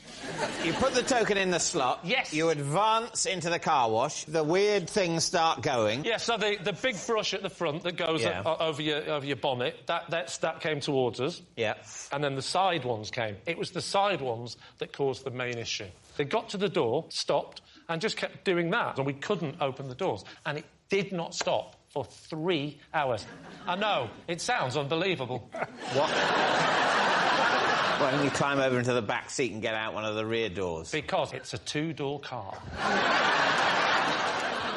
And I'm assuming this happened before the invention of the mobile phone. No, that was not true. It was during the invention of the mobile phone. During it? During the invention. No, in fact, do you know what we did? We were so stuck, didn't know what to do for 3 hours, we decided to invent the mobile phone. No, it was... his phone was in his sports bag, in the boot. Where was your phone? My phone was with me. Why didn't you use your phone? Because the battery had gone. How did you eventually get out? I absolutely screamed and screamed, and this stranger passing by saw a big button on the thing that said, emergency stop. So he pressed the button, and it stopped, and when it stopped, it reset itself back to how it should be. We opened the door, and I went in. And he went, you're back again. I said, yes, that's about my car. So what's up? I said, tell you what's up. The doors are phenomenally clean. All right. We need an answer. So, David's team. Is Jonathan Debbie's magic mate, Bob's brewing buddy, or Lee's car wash companion? I can't believe Lee's story is the kind of story I would have to invent to tell my husband if I'd been in a car with Jonathan for 3 hours.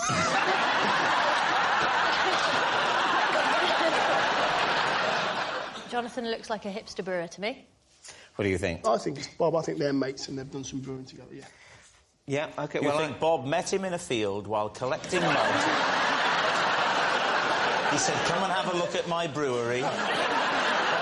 Yes, yes. And we're going to call our beer Kiss My Alderman. It's not Kiss My Alderman. It's Kiss the Alderman. I'm so sorry. If it's true, I'm sorry. Rob, you can immediately appreciate why Kiss the Alderman is much more marketable than Kiss My Alderman. I certainly call mine the Alderman. But very popular with the Chinese community of Bolton.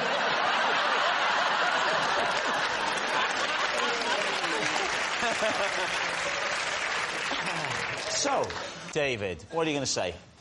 I think my team thinks it's Bob. Yeah, but let's go. You're going to say Bob. OK. Jonathan, would you please reveal your true identity? I'm Jonathan, and I brew beer with Bob. Yes, Jonathan is Bob's brewing buddy. Thank you very much, Jonathan. OK. It says possession. Now, first of all, read out the card, and then when you've done that, take the object and pop it on the desk. I once bought a chest of drawers for my bedroom online.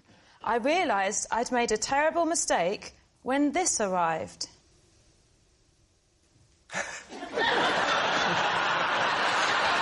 David's team. Is it a doll's house one, is it? All the evidence is there, Mary. No, that's full size. Yeah. She's massive. Sarah, on those things, when you buy online, they do have measurements. Did you not think to look at them? I knew that with things like clothes and shoes. I didn't know some charlatans were making furniture this small. So you think they were charlatans? They weren't just sincerely They're making tricksters. doll's house furniture. They were trying to pass off doll's house furniture as full-size furniture online. That's what I think they're doing. You weren't surprised by the comparatively inexpensive postage and packing? No. If out, put through letterbox. Honestly, if you saw a picture of this just close... It's massive! How much was it, Sarah? Yeah. £35. So did you just think you were getting like a full-on bargain? Very cheap. Yeah, but that's gone from a relative bargain to a lot to pay for that. I was disappointed. Do the drawers actually open and shut? Is it functional? The thing is, Rob, in a way, it's just like a normal chest of drawers. It really is, isn't it? Oh. Like, you can put stuff in there, it's just not big enough for my trousers and my... Sarah, do you normally buy online your furniture? I've got this habit at the moment, Mary. I like to buy things when I'm drunk, and then it's a surprise. Why did you not send it back? Yes, did you... Because you can, on these things, you can contact the seller, can't you? And you can Do you know, rate them or complain. Can I be truly honest with you? Please do. Honestly, How are you going to be? Again, I love this. And I was too embarrassed to say that I hadn't checked the measurements. Where do you keep it now? I keep it in my kitchen. Why? Well, I like to put money in there. How much? How much money can you get in there? £1 in there. Yeah. £2 in there. Yeah. A rolled up £5. Yeah. And then a 20 if I've had to get a cab a long way. It's good. It's good for spares. Good for if you tip in, someone has delivered you something A like pound, 2 or 5. Yeah. Depending. What if you want to do 3? That would kill me. That. You just add the one to the £1 and a 2.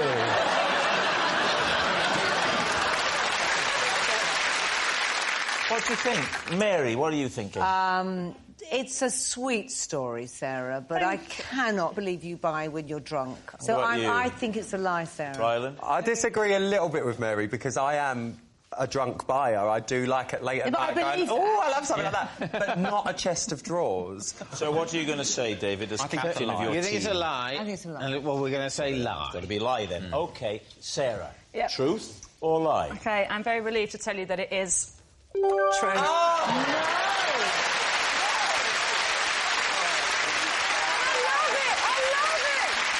Yes, it's true. Sarah did buy a tiny chest of drawers by mistake.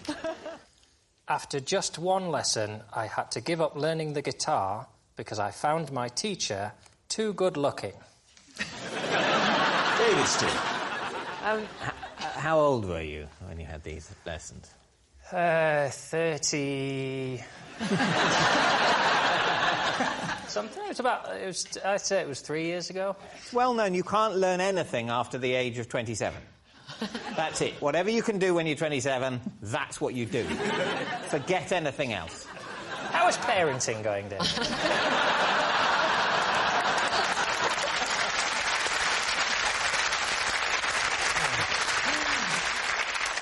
Was it a man or a woman, your teacher?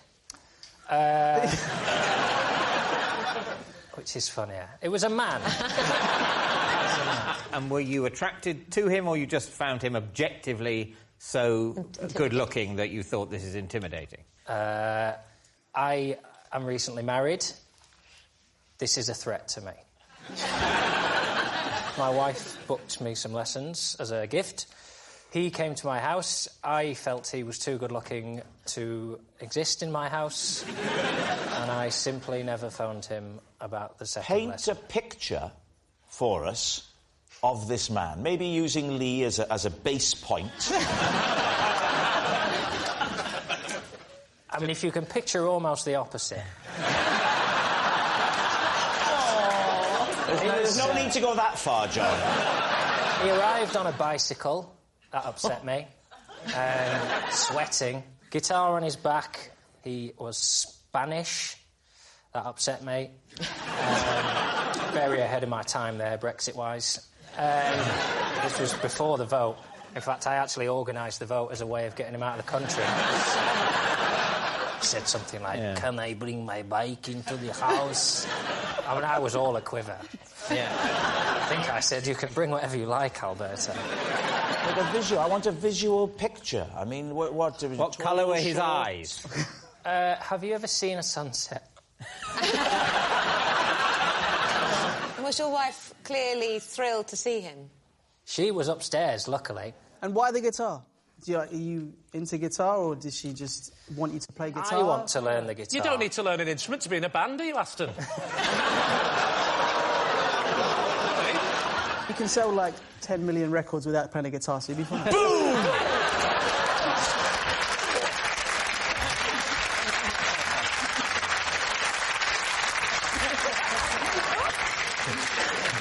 What do you think? Is he telling the truth? Oh. What do you think? Well, I did think it was the truth, because the little I know of you, you seem like you could be worried enough to feel that.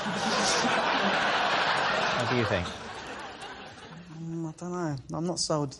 So if you could move to true, that would really help me out. For you, I'll move to true. Oh, Brilliant. the pressure. That means I don't have to think. True. Yeah. Saying true. John, come on. Truth or lie? It is... true. It's true. John did stop having guitar lessons because he found his teacher too good-looking.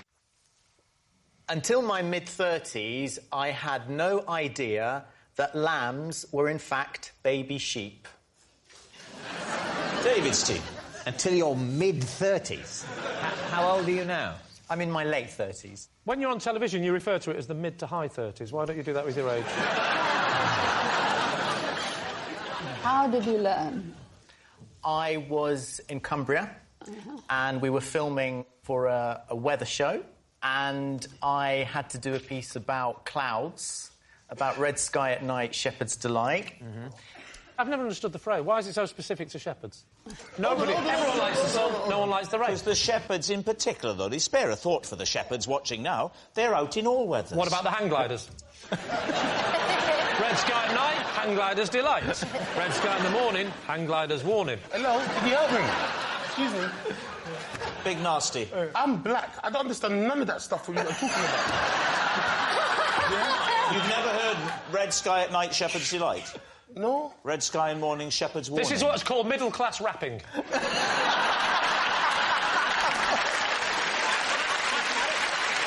So you're in Cumbria. What are you doing there? So we've been filming the whole day, and I've been walking amongst these animals. I mean, they were... Hey, they're called northerners.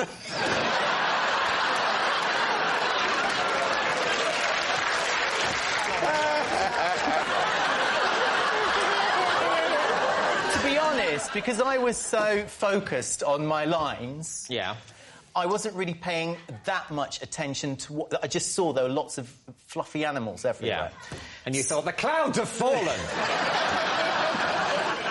So we're sitting there, and the farmer and his wife are saying that they do a programme called Lambing Live. I said... Why is it that it's called lambing? And there's this sort of silence there for a bit. And so the camera crew were looking at me thinking, what are you talking about? I said, well, because why is it not sheeping? So sheep, sheep, and lamb, lamb. A sheep gives birth to a baby sheep, and a lamb gives birth to a... So you thought a lamb was one woolly thing, and a sheep was another woolly thing? So, as it were, like an orange and a satsuma. For a hot sec, I was on the same kind of ideology as you know.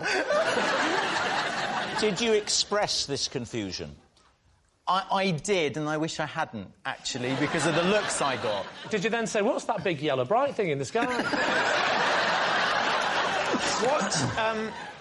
What is...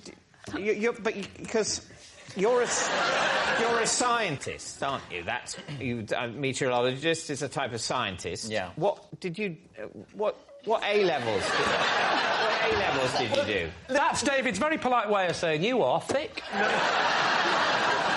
The thing is that when you see a little lamb there and another sheep, the thing looks so different. You think they look nothing like each other?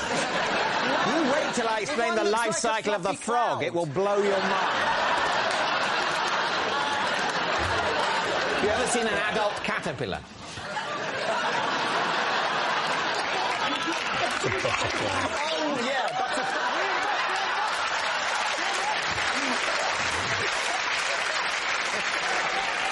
I know that one. I forgot. All right. What are you thinking, Prue? Well, I think it's got to be a lie because I can't believe that a weatherman who is conscious of the seasons and knows what happens in the spring, I think you're making it up.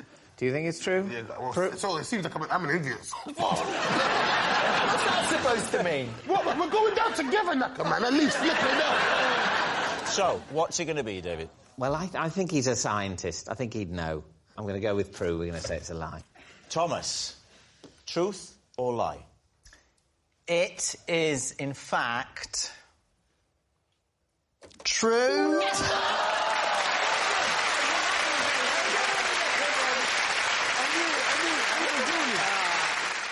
I once stole the shirt off a scarecrow in order to get into a nightclub. Leasty. Wow. OK.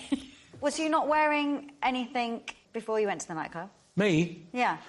T-shirt, you see.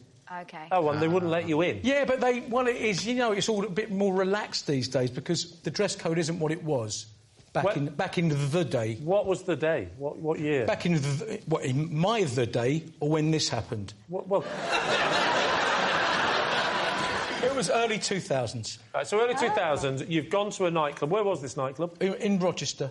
Rochester is a town, right? And that's why it's got a nightclub in it. And scarecrows don't really tend to be used in towns. What because a they're very out good in massive fields. Thank you, Miss Martin.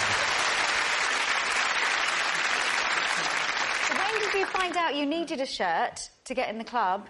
Did you go to the club? When and the then bouncer said, you ain't coming in. Right, and then you walked back to the scarecrow to get the shirt? I walked back to the allotment. This is very high-level play. This is like chess, isn't it, between Sean and Joe? Take that, Moriarty. Do you live in Rochester? No. So how did you know there was an allotment in Rochester near the nightclub? But I lived near it then. Oh, I see.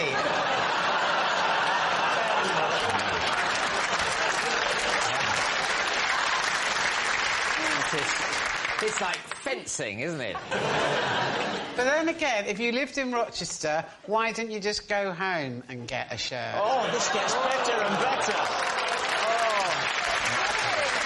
Checkmate. No. I was born in Chatham, but brought up in Maidstone. But my uncle lived in Rochester, and it was one of the allotments on his patch, so I knew where the allotments were. Apropos to the nightclub. Miss Brown, back to you. Can I ask, earlier Yes, you sir. said you had a T-shirt and trainers and jeans on. Yes. And you thought it was a relaxed club, but then you went to the club and they said you need a shirt, but you're not allowed in a club with trainers on. OK.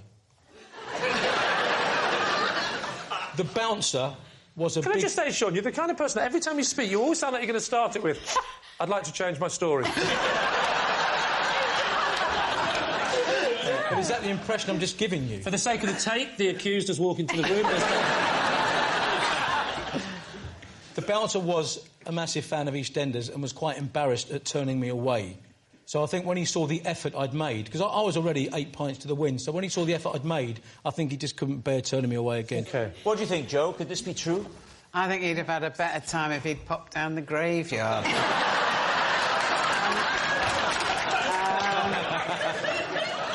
I think there's a lot of anomalies in it. This is what I think. A man who knows exactly where an allotment is because he knows the town so well knows you can't get into the nightclub without collars. And for that reason, Sean, we find you guilty. So what's he saying, Lee? You think it's a lie, don't you? Lie. You think it's a lie? You think it's a lie? You all Yep. think it's a lie? We all think it's a lie. Sean, truth or lie? It is a lie. It's a lie. Sean didn't steal a shirt from a scarecrow.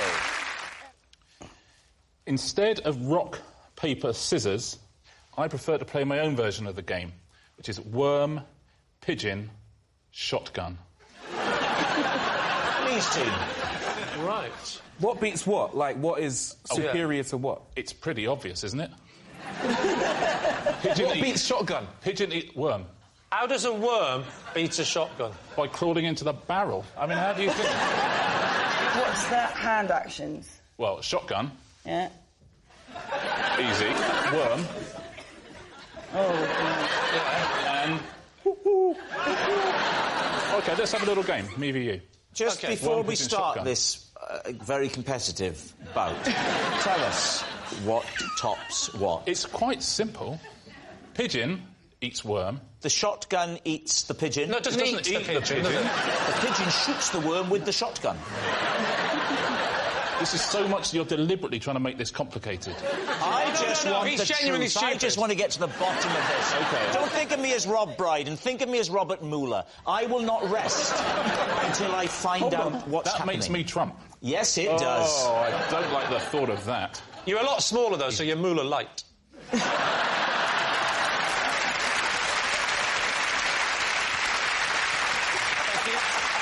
So, you know the rules.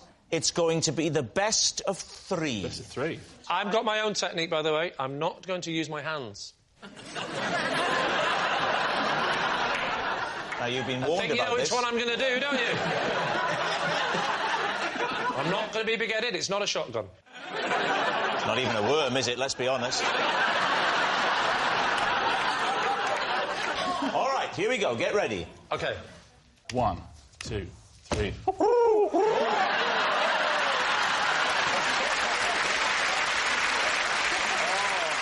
I'll tell you what, we all thought it was ridiculous. We're all into it now, aren't we? Are you ready? Yeah. 1, 2, 3. Worm. Sorry. Shotgun him. Shotgun him. OK, let's play. Richard needs just one win. He'll have victory. Yeah, If Rob, Lee... I think they're following it. It's a shame we won't now have time to play Would I Lie to You?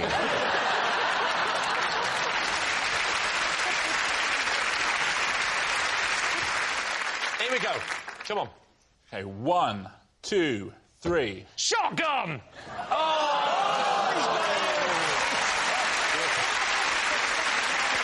It's a convincing win for Richard the Big Man Osman. So, what do we wonderful think? to see. I think it's plausible. I'm going to go true. Yeah, I thought it was a lie until we played it. Yeah. And when we played it, I thought, panning out this. Yeah. OK, you're saying it's true. Richard, is it true or is it a lie? It is... a lie.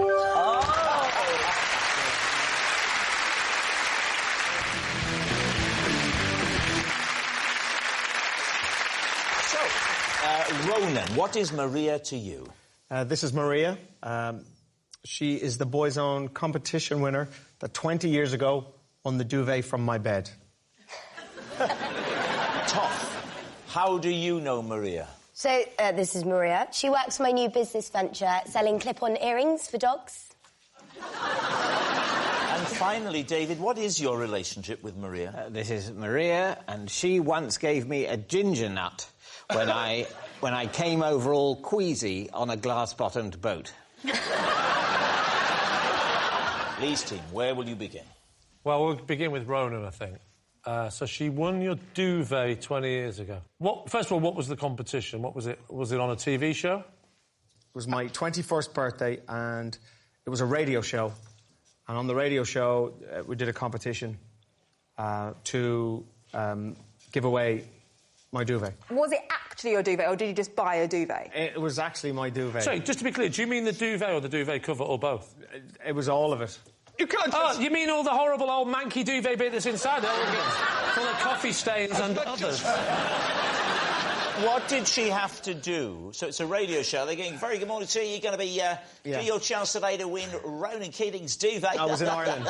It was in Ireland. Sorry? It was in Ireland. Sorry, Ronan, he's got a limited range. Oh, sorry.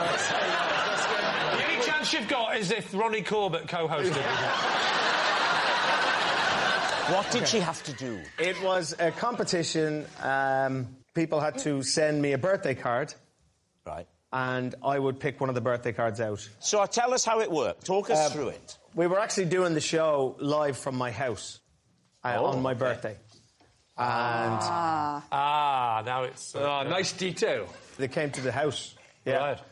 And So we did it from there. So they wanted an item from my house. So they just had to send you a birthday card, and you would choose the best. And how did you judge the picture? What was it? We put the cards in the washing machine. You put the cards in the washing machine. In the washing machine. So, and we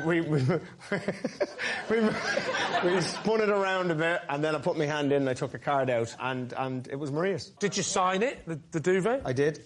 Was it a single or a double? It was a double. Did it have buttons along the top or the side? Down the end.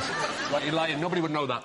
Nobody would remember that. Everyone knows that. How else do you think they get the duvet in and out? Duvet from 20 years ago? Well, from whatever era, it has to have buttons on it to get the duvet in and out. No, sometimes the buttons are down the side. You're saying it was on the end. You'd never remember where it depends on which way you turn it. No, you'd never...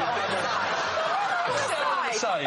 They're always at the bottom. No, buttons are never down the side. Never. I think I know what's happening here. I think you've got the duvet the wrong way round. Yes. That's your question. Do you find, when you're sleeping at night, that your neck and knees and toes get very cold? Let's move on. Who would you like to question next? Let's go with Toff. Toff, you are claiming what? So Maria basically runs the production of my new business venture, making clip-on earrings for dogs. OK. How's that going? Well...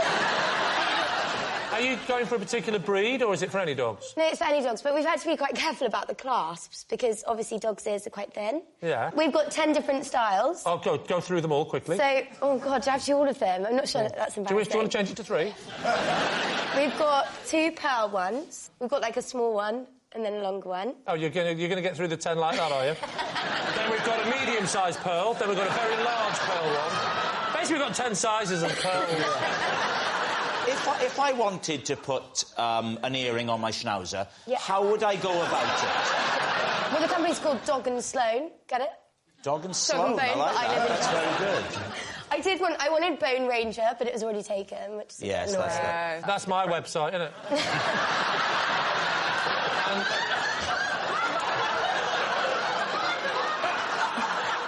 What does Maria do for your business? And how did you recruit her?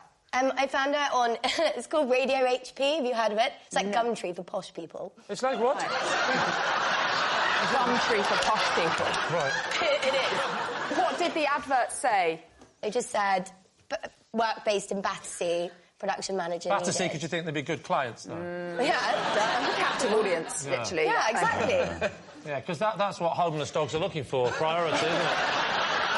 Who's looking for a new home, then? No, I'm looking for a new pearl drop. They do an array of size of pearls, apparently. How big is this business going to be that you're going to have people? Maria's one of 4. She's one of 4 staff members that are working for you. I'm not joking. Okay? I promise. One of 4. Oh, you promised? Well, why didn't you say? Oh, I didn't know you were promising. Oh, that's a whole different ballgame. Oh, we don't need to ask anymore, we don't need to ask David. It's tough. She's telling the truth, because she's promised, doesn't she? What about David? OK, remind us, David, of your... well, Maria gave me a ginger nut. Oh, yeah. When I came over all queasy on a glass-bottomed boat. I've known you long enough, David, to know that you would not accept a ginger nut from a stranger. Where were you in the world? I was near the island of Capri in Italy. Who were you with, David? I was on my own. On your own? You were on your own? Yeah. On holiday on your own? No, my wife and child had consented to join me on a holiday. Why were you queasy? Because of the undulation of the boat caused by the action of the sea. Nothing to do with the glass bottom, then? It wasn't because I think it might have been something to do with the glass bottom, because one thing they tell you not to do if you're suffering from motion sickness in a boat or a car, they tell you don't just stare at the floor. If you've paid to go for a ride on a glass-bottomed boat, you're wasting your money if you just stare at the horizon, which you can do from the land. The whole point of the glass-bottomed boat is to look straight at the bottom of the boat, which is, ironically, the very action that will make you nauseous. And so I say it's a design fault. What was Maria doing on the boat? Glass-bottomed boats are for tourists, really. They're not used much in international freight. So we were all of the us on the boat, really, apart from the driver, was there in a capacity of a tourist. And she came prepared for the trip with some ginger nuts? Yes. We all do. Who doesn't go sailing without ginger nuts? Me. Well, ginger nuts are... That's what they recommend. I just recently did a programme with the Navy, and that's what they recommended. Ginger nuts, they swear by them for travel sickness, for motion sickness. Do they? Absolutely. Ginger nut biscuits? They do. So she said to you, let me offer you a ginger nut. Did Maria say anything else? What was the exchange then? I can't really remember, but she said... What, you just ignored her? You took the ginger... You went, thanks very much. Oh.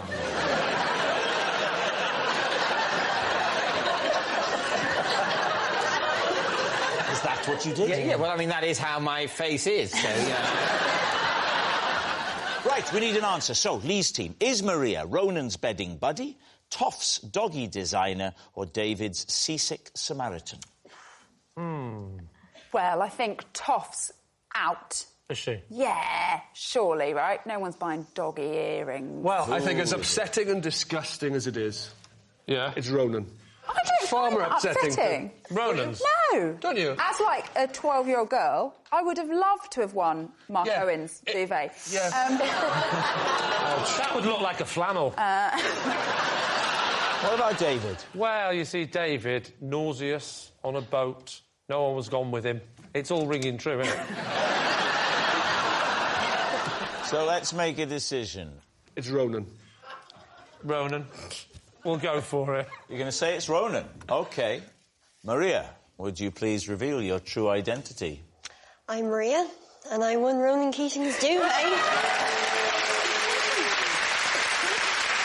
Yes, Maria did win Ronan's duvet, and she has kept it all those years, and it's here. Which side does it? Open! Oh, yeah? But he signed it, that's nice. Yeah. And just clarify, there was never a cover. There was never a cover? Never a cover. You cheapskate. Which is different to their albums, which was full of covers. There you go.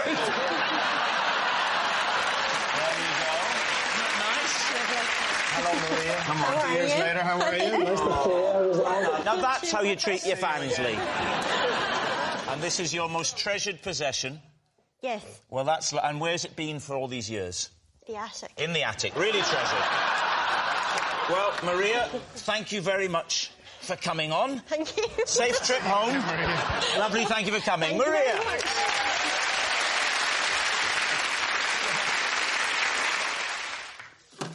Okay. When I was Baby Spice, I mainly just ate baby food. David's tea. So you only ate baby food? Yeah. So I moved in with the girls. We lived together, and we didn't have very much money. So I used to eat baby food. What were the other girls eating at this stage?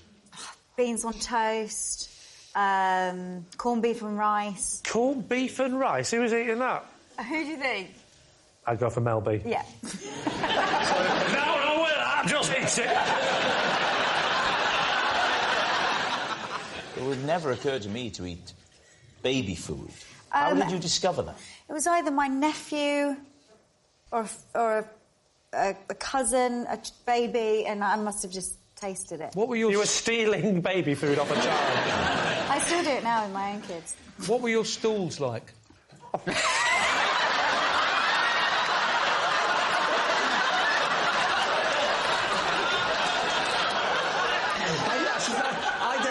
I don't think that question's ever been asked before on this show. I'm going to answer that. But because you having... don't have to answer Thank that. you. Yeah. Because Please. having been an active father with nappy changing, I know the effect that stuff has on your system.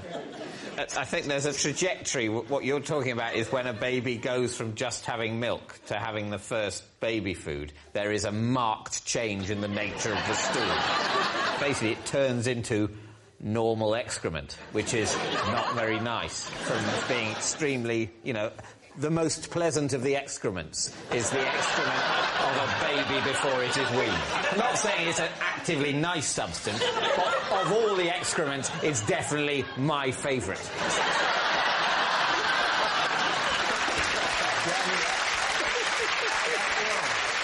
Can I just say, David, on behalf of the team, thank you for getting us past Sean's awkward moment. Thank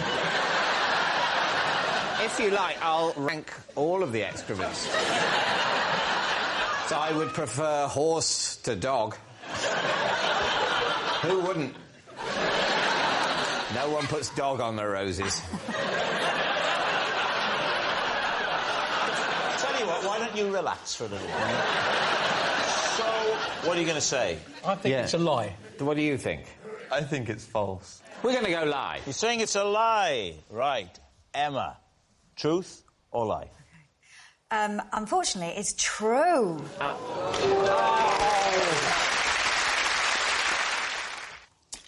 Right.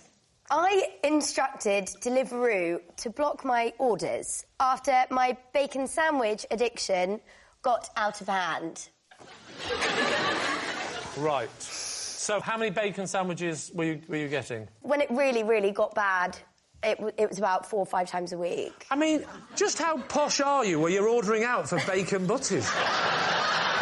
Where was the restaurant you were getting them from? Well, actually, the most embarrassing part of it is that, you know, I can get a bacon sandwich a mere 45 seconds away from my front door. Were they delivering from the place that was that close? Yeah. OK, right, hear me out. There is no greater joy than a bacon sarnie in bed, right? Oh, I can think of something. Pot noodle. Deliveroo deliver to your bed? Well, no, you have to remove yourself from said bed and go to the front door. But Well, it's if it's that close, you must be halfway to the shop at that point. Your bacon sarnie addiction consists of 4 or 5 a week, which is sort of less than 1 a day. Oh, that's a lot, though. Quite a lot. Yeah, it's quite a lot. It's quite a lot of bacon It's not sarnie. an addiction, is it? Well... I mean, well, I've got a Weetabix addiction in that case.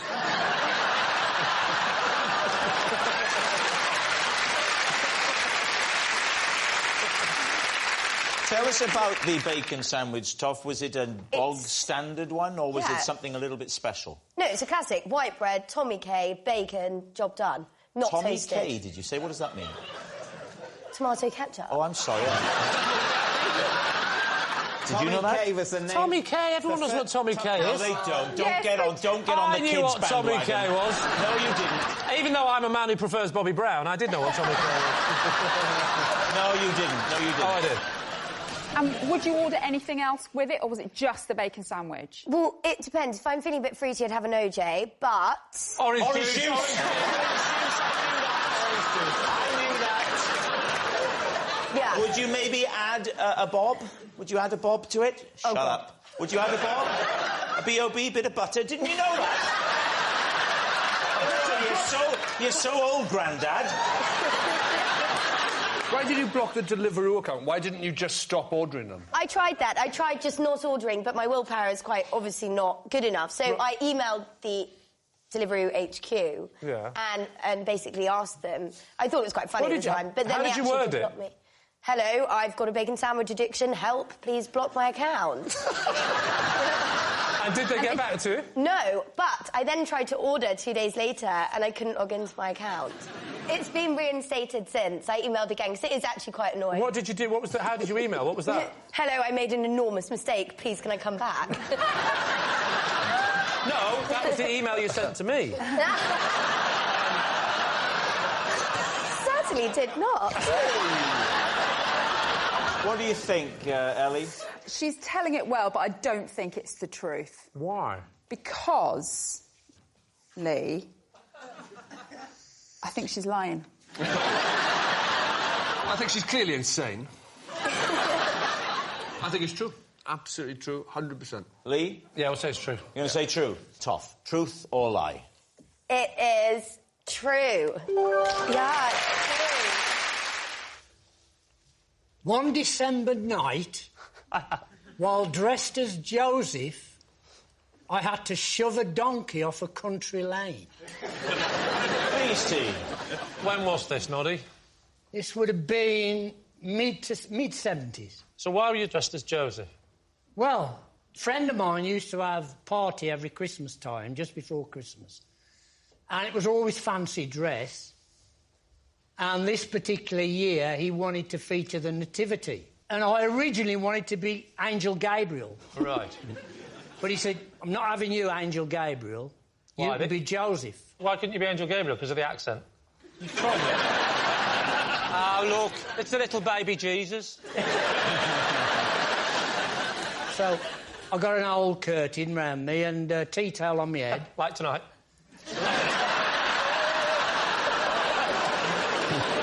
So, whose party was it?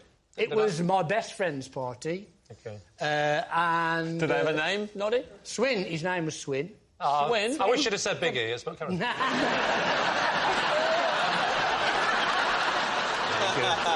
So, where does the donkey... So, the time was getting on. It was 1 o'clock. I thought I'd better make my way home.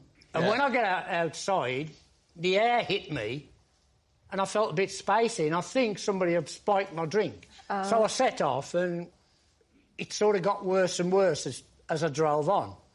I was sort of blue flashing lights coming past me and all sorts. Those would have been the police. No! That comes later. Anyway, I'm driving, and I thought, I'll take the scenic route. Right. So I started to go down all these country lanes to make my way home. And suddenly, in the middle of the road, is a donkey. So I screeches to a halt, thinking, am I imagining this donkey, or is it a real donkey? Am I really Joseph? Is it possible it was just Elvis Costello turning up late to the party in fancy dress?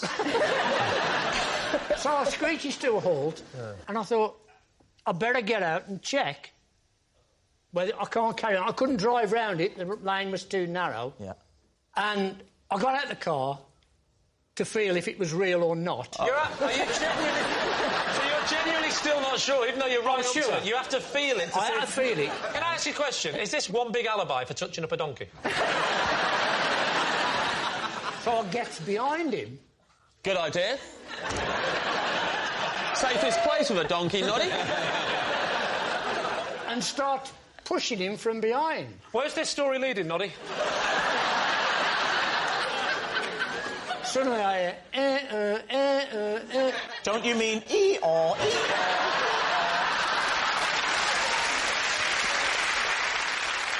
Of course, coming down the road is a cop car. Now, I'm used to, in those days, being pulled every night after late... It's Christmas, Noddy, it's Christmas. Anyway, they get out the car and do the usual. Here we are. Mr. Christmas, what's he doing now? As a last punchline, I said, I've been celebrating tonight because my wife's just had a kid. Which I thought was pretty good at the time. What do you think, James? I think it's true, but it's just nice to listen to him tell the story, and I kind of forgot halfway through I'm meant to be knowing if it's true or not. He's definitely telling the truth. I think it's the truth. I think true. True? True. OK, we'll say it's true. Noddy, was it true, or were you telling a lie? It is true. That is true. Noddy did shove a donkey off a road while dressed as Joseph.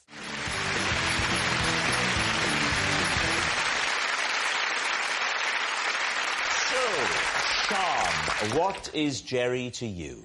This is Jerry, and he was the policeman who came to investigate when I was heard screaming during a Christmas game of Twister.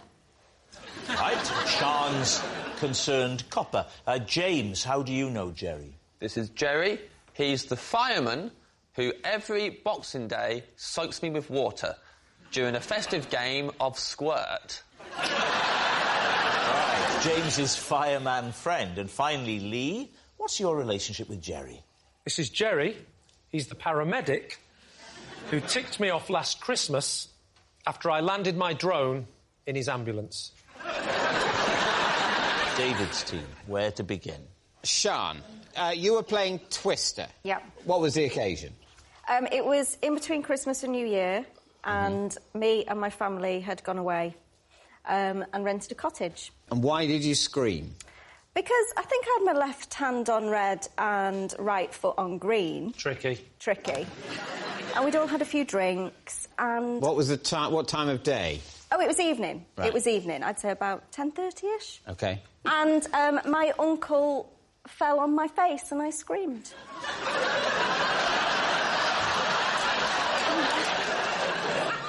And you would scream, wouldn't you? You would scream. Was he a friendly uncle? Very friendly.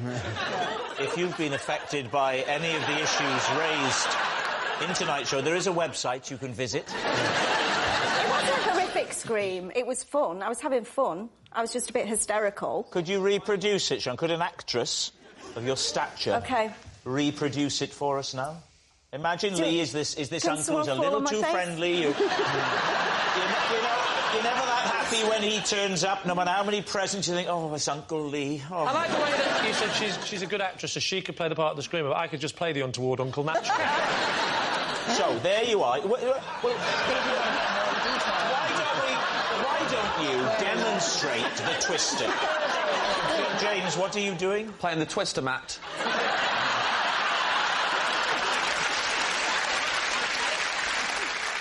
It wasn't a scary scream. It was like a... because I was having fun scream. How did the neighbour next door hear it, if it was just a little scream? Did the uncle let out anything as well? Did I certainly did not. So what happens then? So suddenly there's a knock on the door. Yeah. And what happens when Jerry arrives? Well, we're all just having fun at this point. We've all had a few drinks. We all invite Jerry in, see if Jerry wants a sherry. He was really lovely about it. Right. So is there a police station in this village? And they're all on duty at Christmas week, are they? There's always got to be a policeman on duty. Somewhere. To look out for madmen like you pushing donkeys down lanes. Now, what about James? OK, James. Just remind us, James, what it was that you said. Jerry is the fireman who every Boxing Day soaks me with water during a festive game of squirt. Oh. OK. What's going on? Squirt is a game. Is it? Yeah. 2 teams of firemen. OK, so that's... For a game of squirt, the first thing you need is 2 teams of fire. And they go either side of a river.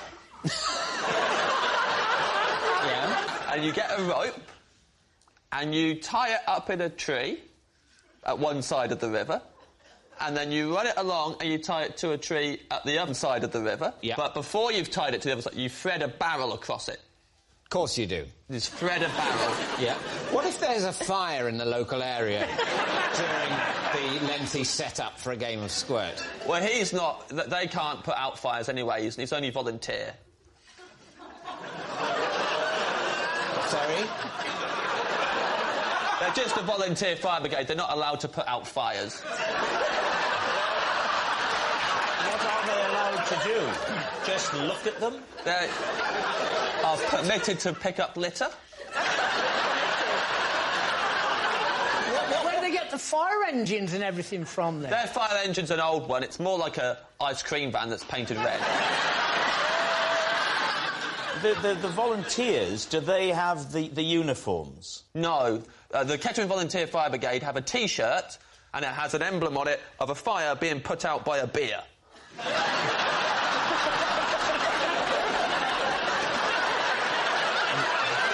Talk us through the rules of squirt. OK.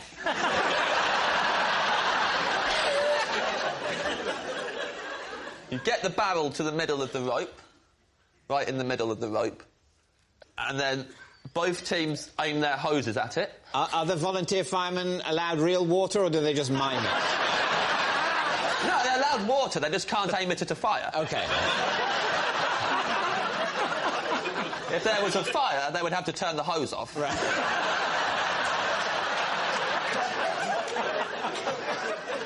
So what happens next? Someone's like, go! And then they both turn their hoses on and they aim it at the barrel. And what you're trying to do is you're trying to get the barrel, trying to squirt it along the rope so it gets to the opposition side of the bank. And all the water is hitting this barrel, and we're standing on the bridge.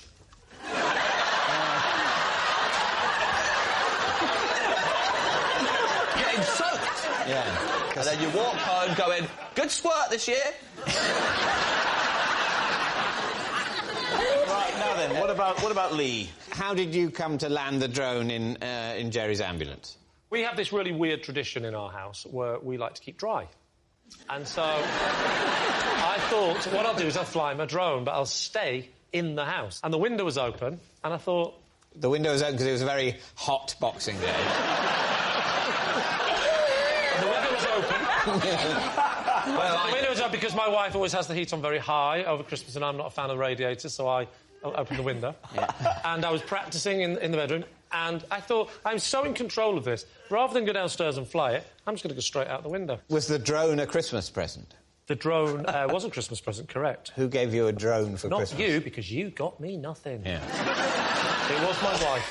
Your wife got you... It's a very romantic present. A drone. She's heard me say it to her a lot during the year. Drone. Why was there an ambulance there? Had your wife called it as a precautionary measure? The ambulance was actually the house over the road, and as I was flying the drone, I looked over, and a man was carried out on a stretcher. And I think, can't quite see what's going on, but I thought I'll have a little look at that.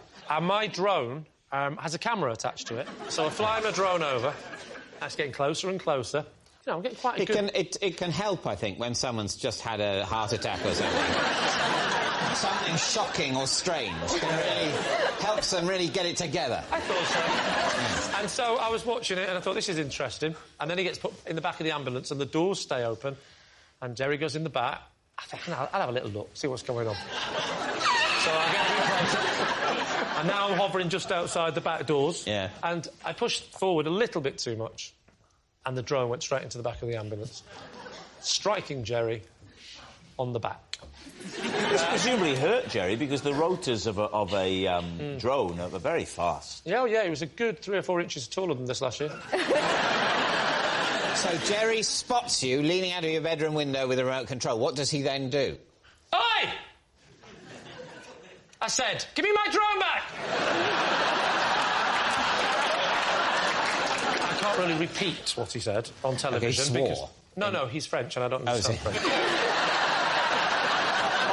We need an answer. So, David's team. Is Jerry Sean's concerned copper, James's fireman friend, or Lee's peeved paramedic? Oh, I think it's James's. You think it's James's? Yeah. I think it's Sean. I mean, I think we're agreed Lee is lying. Yeah. The question is it James or Sean? I think it's a mate of James's from the pub who was a volunteer fireman. I'm not happy about this. Because my instinct is that James is telling the truth. Right. But I know what that's saying publicly. I know what I am then believing. I'm believing a game that is played across a river between volunteer firemen with a souped-up ice cream van and squirting a barrel in which the locals come and stand and watch in just the place where they get splattered with water. What's it going to be? I think it's James. You're going to go with James? Yeah. Go on, Jerry, I'm saying it's James. Would you please reveal your true identity?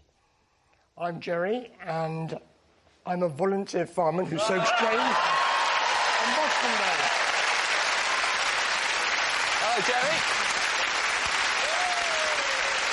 Yes, Jerry is James's fireman friend. Thank you very much, Joe.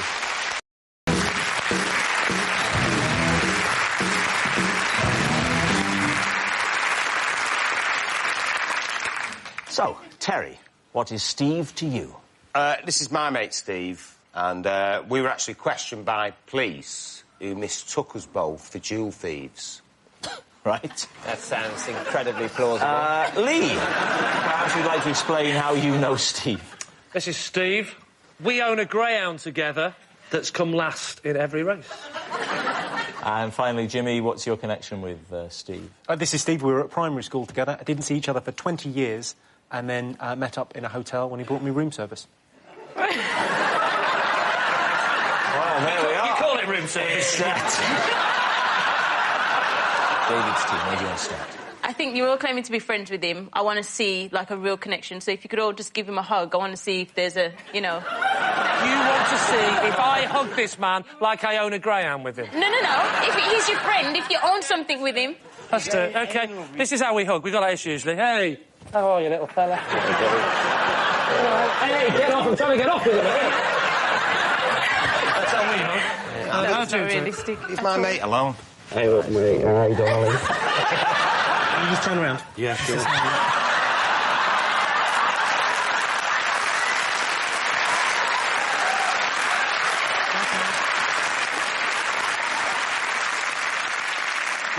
Which hotel was this, Jimmy, where... It was the Lowry in Manchester. The Lowry. That is a hotel in That is Manchester. a hotel in Manchester, yes. Yeah. He's the night duty manager there. So he's, you know... He knew you were staying in the hotel and brought your room service up in order to renew say hello. your acquaintance. Yes, and I recognised him immediately and, you know... And did you go, oh, my God, Steve? Yeah, he really hasn't changed that much. Have you remained friends with him since that? Yeah, I stay in the same hotel quite a lot whenever Oh, so you only see him when he comes to the No, when you literally, go to the hotel? yeah. But that's fine. Well, he lives in Manchester, I live in London, so we see each other. He's not your friend, then. What do you want me to do, take him to the zoo? No. So, and Lee, what's the name of the greyhound you own with him? It's called Ballyregan. And how many times has Ballyregan raced? 6 times. And has always come last? Always come absolutely last. We put him in too high a grade. That's the problem. And where's Ballyregan raced? Wimbledon. Right. So where does he live? Wimbledon. Most of the dogs that run at Wimbledon are trained in Wimbledon. Right. So he lives at, a kennels? No, he lives at the Trust House 40. Where do you think he lives? Dog tracks have adjacent kennels. They do. They very much have Ballyregan lives in the adjacent kennels. Trainers live around dog tracks. Right. So you're in trouble now. David and dog racing, he knows everything about it. Yeah. If there's one thing, listen, if there's one thing I'm going to always beat David on, it's dog racing. Up and down at Walthamstow with me Woodbine. What? Run, you little bastard, or I'll shoot you. How much is it? Where are the pheasants? There's no bloody pheasants. I don't understand. We'll never catch the fox at this rate. What are you talking about? Pheasants? Dogs? Fox? I mean, what sort of a menagerie do you imagine I would be imagining? I imagine you I'm in my castle with 10 different sorts of vaguely posh animal, all fighting each other, then I kill a servant and have sex with the wall. That's you all over. That's who you are. Right. How much does it cost to kennel Ballyregan? It costs £35 a week. So why do you share him? Is it a credit crunch? Because it was Steve's idea. So, Terry, how did you get to know Steve? Just being out and about, you know, drinking and what have you. So you met him in a pub? He was a stranger in a pub, you got talking. You're out and about, you know. Out and about, and you meet me. Exactly. Yeah, you're out and about on a friend-finding mission. Can you be my friend? Yes. OK, can you tell us the actual situation? Why did the police think that you were a jewel thief? They just thought we were sort of dressed like the description of, stripy top. Bag. There you go. It was in the city centre. And, what is it? We're walking down the road. Next thing you know, these 4 police cars pull up. And... Hang on. City centre, Manchester, pedestrianised, mate. You should know that. What, they pull up in police trams? So we were walking down this road in the city centre, right? And 4 police cars pulled up. Got out. About 3 miles. And they just said that we fitted the description of these guys who just carried out a robbery on a jeweller's. Right, we need an answer. So, David's team. Is Steve Terry's partner in crime, Lee's partner in a dog, or Jimmy's primary school pal? OK, can I rule Terry out at this stage? OK, I'm happy to rule Terry out at this stage. And I do think Steve looks too well-groomed to be from Manchester.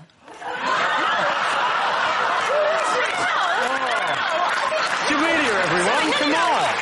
Another thing as well, Lee, I think you're way too successful to have bought half a dog. I think you just buy your own greyhounds. I think it's Jimmy. You think it's Jimmy? I think it's greyhound. I think I'm edging towards Jimmy. Definitely because I think Jimmy looked a little bit put upon when you were sort of having a go at what a essentially bad friend he is. It's all very well. It's all for a quick sandwich in a hotel bar, but, you know, I've got gigs and stuff, so... Isn't it? Yeah. Catch you next time I'm passing through town. So, David, time to decide. Well, I think we'll go with the majority decision, which is that we think it's Jimmy. OK, well, Steve, would you like to reveal your true identity? Yeah, the truth is me and Terry were mistaken as jewel thieves. Yes. Steve is Terry's mate, and they were questioned by the police, who mistook them for jewel thieves. Was it a pedestrianised area? No, it was in Derby, actually, not Manchester. You liar. No, I just said a city centre. He said Manchester. Thank you very much. Steve. I once found a suitcase and took it to the police station. When they opened it, it contained 34 bunches of bananas. David. Where did you find the suitcase? In a train station. Well, there are lots of... Do you want a specific train station? Well, no, I'm just sort of thinking that you're in a train station, you see a suitcase, you think, I must take that to the police. That's potentially a bad approach. No, I was just lying, and I'd said to a couple of people, is that your suitcase? And it was in the climate of fear, and I started to think, well, maybe I should be a good citizen. So I took the suitcase over, and I headed straight to a British Transport police guy, and told him what had happened. So you moved the suitcase you thought might be a bomb? Did you also give it a good rattle? It wasn't so much I thought it was a bomb, I just thought maybe somebody had left their suitcase. Well, that wouldn't be a response to the climate of fear, though. That would have been a response to a climate of forgetfulness. I panicked. Who opened the suitcase to divulge all those bananas? I came in, and the British Transport police guy took it into his office, and then they scanned it with some... whatever they scan it with, some... Those things... I get Waitrose! How much are bananas?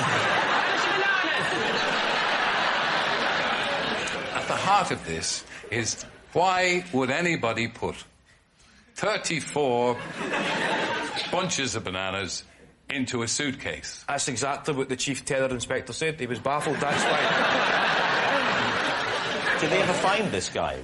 I never kept up to date. I don't have a clue. I just left it. You haven't kept in touch? No. Well, he's here tonight. I'm the king of the swingers! What I doubt here is that if you've taken a piece of unattended luggage to the police, I don't think they're going to then immediately open it. Oh, it was no longer unattended when I got to the police. No, but you're saying... But that's not going to reassure them, because you're saying, I've no idea whether or not this has got a bomb in it. So... I never use those words. You don't use the word bomb in this situation. That just... Do you do a mime? I'm worried this might be... What? And then he opened it when?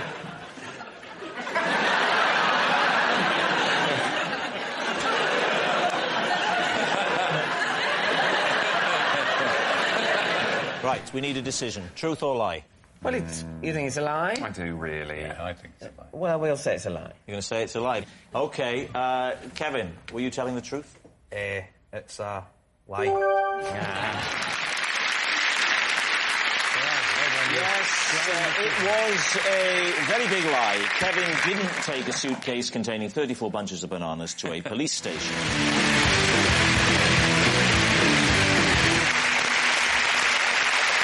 So, Richard, what is Pauline to you? This is Pauline. Last year we met at a Snoop Dogg gig, and we bonded because we were the two oldest fans in the room. David, how do you know Pauline? This is Pauline. When I was a cub, she was the Arcala, and she had to take me out of the scout hut once for asking too many questions when we were being given a talk by the police. And finally, Greg, your relationship with Pauline? This is Pauline. She's my mum. She once drove past me when I was having my first fight and got out of her car to cheer me on. Lee's team, where'd you start? Greg, how old were you on this first fight? 12. Right. And so where was this, at school? No. Where was it? Outside... Outside the music room? It was in a street. In the street? Yeah. Who were you fighting? I honestly can't remember his name. He was a lad, and he was in the year above me. And I remember he had fairly distinctive red hair. Is that why you fought him? I fought him because he'd fought one of my friends. Oh, OK, so this was like a... Revenge. You were like doing a heroic gesture. Yeah. And he was older than you? Yes. What was your friend called? Well, I'm from Shropshire, so he was called Chinese Dave. Is everyone called Chinese Dave in Shropshire? No, I just think he was called Chinese Dave, and I honestly don't know the reason, because he certainly wasn't Chinese. I think it's because he used to wear a hat. No, that would be it. That would be it. That'll be it, probably. What was your fighting technique, do you recall? It was a sort of windmill of bones. Just like this. Windmill of bones? I give you the windmill of bones! What was your mum shouting at you by way of encouragement? I mean, as I recall, it was just get in there. Do him, yeah. Get in there, son, is what I... And was she there the first time you had sex? This was in the street. Your mum was driving. Yeah. Past you. Saw you. She knew about the attack on Chinese... Dave, yeah. Who wears a hat. So I presume she saw what was going on and thought, oh, it's good that my son is avenging Chinese Dave's... So did she get out of the car or just do it from the window? Was it a drive-by? She got out. Who didn't win the fight? Did your mum then... Surely she stepped in and stopped her, or did she say, keep fighting? Well, let me tell you, Patsy, the fight came to a fairly abrupt end. Why? And I'm going to give you some very specific detail now. Thank you. Because I was chewing polos during the fight. Please, no, you're not going to try and convince us that they came out and your mum thought it was teeth. Hear me out. I got caught in their mouth, and literally I spat polos everywhere. And my mum went, oh no, it's teeth, it's teeth! What's your mum called? Pauline. Has she got a nickname, like Heckling Pauline or anything? No, although I would tell you she has an impressive history, because she was in a play fight with my dad once, and he locked himself in a toilet, and to get to him in the play fight, my mum punched a hole through a door. So there's obviously a violent streak in this one. It is true, though. It's definitely true, and that is my mum. Who's next? Who are you going to do next? OK, so we'll go with David, shall we? Yes. David, just let me recap. Am I right in saying that there was a talk by the police at the Cubs? Yeah. And you asked one too many questions to the policeman? Yes, I was full of questions. What kind of questions were you asking? Well, I was asking about various, issues involved in fighting crime. How old were you? I think I was about 8. Right. What kind of crime-fighting questions were you asking? Well, there was a problem, I felt.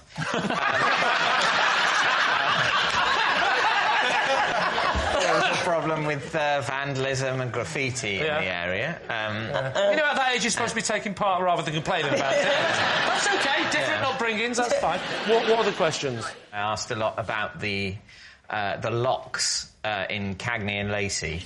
I was, at the time, very aware of the security measures in all of those flats in New York and the big locks on the doors. And I said, why don't we have locks like that? And how can we keep burglars out if we don't have locks like that? Right. And the policeman was saying how you can't keep out a determined burglar. And I was saying, well, why do we lock the doors at all, then? But I wasn't really aware that he was supposed to be trying to get on with the talk, and the questions would happen at the end, and maybe they wouldn't all be asked by me. Where was this Cubs? It was in Headington. Headington? Where I grew up. Well, I know that. I don't think you travelled. Yeah. I assumed it was where you lived, otherwise that would be bonkers. Where are you from? Oh, I'm from Newcastle, but that ain't No, my travel. parents had heard about a very good Cub Scout group about 400 miles away, and they thought about driving me there to get the very best training in tying. Absolutely. But what badges did you get, David? Don't talk about badges in front of Richard. Richard, remind us once again of your truth. Pauline and I met at the Snoop Dogg gig. Oh, where was he playing? It was at the Forum in Kentish Town. When was this? What year? Last year. Last year. So he was called Snoop Dogg because he's been called a lot of things. Well, he certainly has. In the olden days, he was Snoop Doggy Dogg, but now just Snoop Dogg. But whereabouts were you in the Forum? Whereabouts were you watching the show from? Well, we met when there was a delay, as there often is at rap concerts. There's sort of an hour delay, so I went up to the little bar. Why was there a delay? Well, because it's Snoop. You don't rush Snoop. Who supported him? Did he have a support act? Yeah, Corrupt. What was with a K. With a K, wow. With a K. I'd have left after then. What was his hair like, Snoop's? How was he wearing his hair? He was wearing his hair, he had sort of cornrows, essentially. He knows all the words, doesn't he? Yeah. He's definitely read up on this. Yeah. And so you guys, your eyes met across the... No, in this delay, I went up to... There's a little quieter bar upstairs, and I went up there to play a bit of Scrabble on my phone. Oh, come Because I was with younger people, and they were enjoying the support act. They were enjoying the fact that there was a delay and there was loud music playing. I was enjoying it less. Yeah. Pauline was reading a book. Right. So I thought, OK, she's quite bored as well of this thing. So, anyway, I'm playing my thing. She said, what are you doing? Yeah. And I said, I'm playing Scrabble on my phone. She said, I didn't know you could play Scrabble on a phone. Right. So I showed her, and then we started playing Scrabble on a phone, have done ever since. And then... Ever since? Well, you're going out with each other now. You know what, Lee? Early days. Early days. Have you actually met up with Maureen since? Pauline. You're not going to be able to dissect us with those blunt little... So, Lee, where's this leading you? What are you thinking, Lee? Patsy, do we believe any of these people? Because they're all sounding chronically untrue. The Chronic, of course, was one of the first albums Snoop was on. Dr. Why Dre's did The you... Chronic.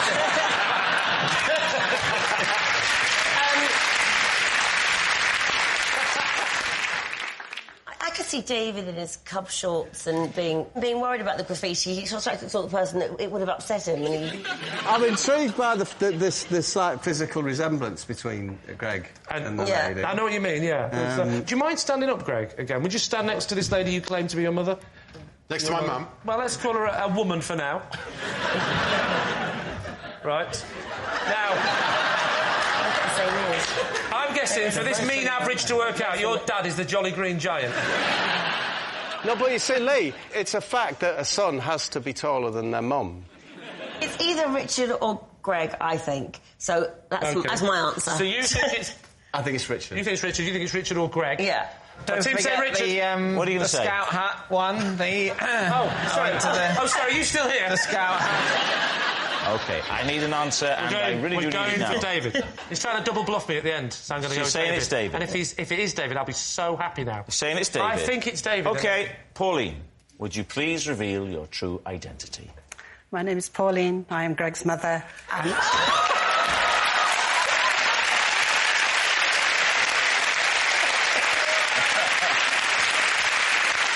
Yes, Pauline is Greg's mum, and she did cheer him on when he had his first ever fight.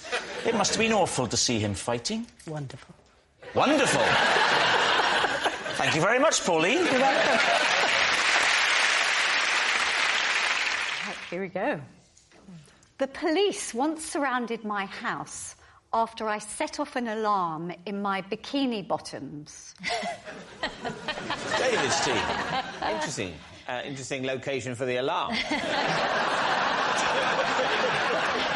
What was the alarm that you set off, and how did you set It was the house alarms. I was actually ironing in the garden with my bikini on, and I had the remote control for the alarms tucked down my bikini. Let me stop you there. I could have sworn you said you were ironing in the garden in your bikini. Yes. It's a classic domestic scene. I love that commitment to ironing. I haven't ironed anything since the late 90s. But very good. We can tell, Lucy. Yeah.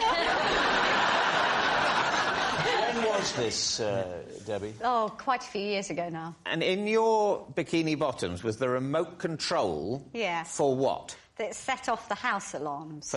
For the burglar alarm? Yes. Essentially. So, I don't know what you call them. A panic button. Be like a panic button, yeah. I think if I was in the garden in a bikini ironing, I'd feel very vulnerable, because there's a lot of flesh, isn't there, in the iron? You know how easy the phone rings and you do that? Did you not to be feel... honest, if you're gonna smash the iron into your head, it doesn't matter whether you're wearing a bikini or the uniform of the Chelsea pensioners, you're still going to get burned. So what happened when you pressed the alarm? Who was alerted and what did they do? So I didn't know, because it doesn't set the alarms off. It just rings the police. And so 15 policemen came round the corner. They shouted, "No, start with the collar, then the sleeves." I never tried it again, so I don't know. How did they react? Did they see the funny side? Yes. No, she wasn't facing them. I'm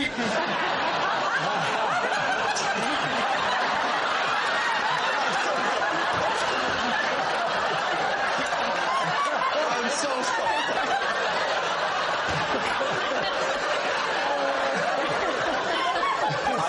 I know that's rude, but I can't quite figure out why. OK, well, I mean, it's elaborate, it's odd, it's unusual. Is it true? In my younger days as a sun worshipper, I would do anything outdoors. When you're young and you want a tan, you just do anything. What do you think? Oh, I think... Wow. You know you had to make quicker decisions on the football pitch, don't you? I think that's true. You think it's true? I think you think it's true? We think it's true. They think it's true. Debbie, truth or lie? It's true.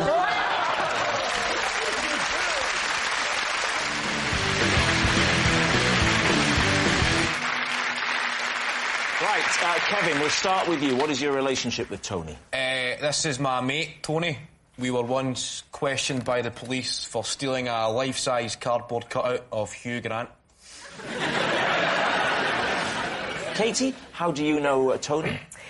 This is Tony, and he freed me from a vending machine when I got my foot stuck in the push compartment. Finally, Lee, how do you know Tony? This is Tony, and until today, I had never met this man before, but the person that was supposed to be doing this tonight didn't turn up. So I grabbed the first person I saw outside the studio. So there we have it. Kevin's partner in crime, Katie's snack machine saviour, or Lee's stand-in man. Right, David, off you go. Well, Lee's one is quite difficult to cross-examine, isn't it? So essentially what Lee's saying is, here's Tony, he's a random bloke.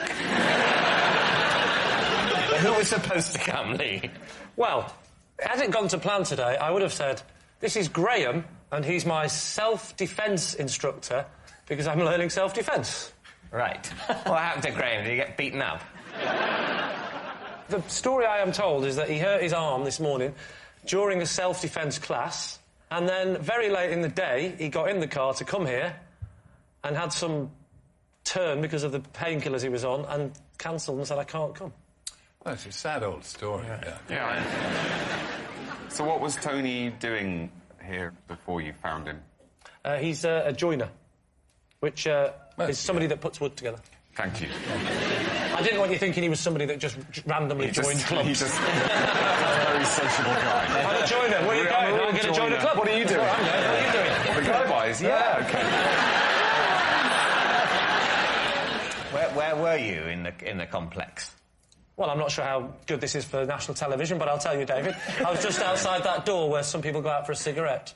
I think you're aware of that door, David. I'm aware of the door. I'm sorry if David's parents are watching to break the news like this. David occasionally does that. Yeah. And I'm not talking cigarettes either. No.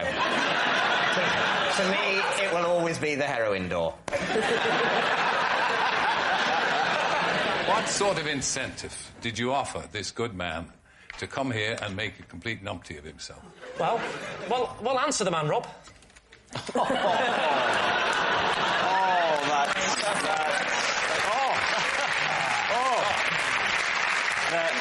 The rejected Chuckle brother has got the better of me again. OK, well, I mean, I must say, Lee's story is incredibly plausible. And incredibly tedious. Yes, I mean, that's why it rings so true. Kevin, your partner in crime, what did this man do with you? I think crime's a strong word, Terry, from a man who has got arson in his past. We were questioned by the police, not charged out, just questioned for stealing a life-size cardboard cutout of Hugh Grant. What were you going to do with Hugh Grant?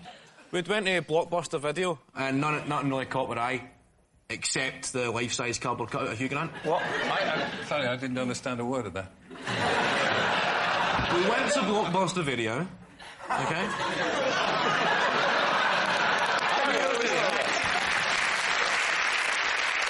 And nothing caught her eye, Terry. Finally, he's talking normal. Exactly. It shows to every Scottish person if you just made a little bit of effort. Yeah. So we've seen the lifestyle's got Hugh Grant on the way out. It was threatening to be a pretty dull evening until we seen this, and we thought we'll steal this and have a laugh on the way back home. And we were walking home, a police car pulled up and said, "Where are you going with Hugh Grant, lads?" And the police guy could not see the funny side at all and decided to put him in the passenger seat, put us two in the back and drive. And drive us to the police station to be questioned. We haven't touched on Katie yet. No, we haven't. Yes, you've been told about that, Terry. We told you quite clearly before we started. Yeah. Where was the vending machine? It was at Cardiff Central train station. What did the vending machine vend? What is this thing you call love, human? What does it vend? It vended the normal stuff, drinks, chocolate bars. What were you doing with your foot in the vending machine? Well, I put the money in. Yeah. And I was trying to get a drink, and I could see that it had come out a bit, but not properly. Yeah. And after trying to get out with my hands, I tried my foot. And it got stuck? Yes. But was it a little hole or a big slot? It was like a tray thing. And how did this fine man help you? He was working at the train station, Yeah. and he's clocked it and came along and said, "Do you want a hand?" And you said, we must keep in touch? Can I have your email address? We didn't stay in touch, but I knew how to find him. How did you Because find he's him? still working at Cardiff train station, Cardiff Central. But what I don't understand, right, the Go thing's on. fallen down. Yes. And you're having difficulty getting it out with your hand. Now, Correct. hands are basically better than feet. Yes. Sort of thing. I wonder why you sort of that. think, if the hand can't do it, why is the foot going to develop the knack? No, my logic was, I tried with the hands, and I thought sort of a kick, brute force, might work instead. That was the logic. Was it the sort of door? You know, because often the slot at the bottom has got a sort of door, hasn't Yes, it had a door. I offered slot and she called it a tray. Yeah, it's not a tray, is it? It's not a tray. A tray would be removable. This is like good cop, guy by cop.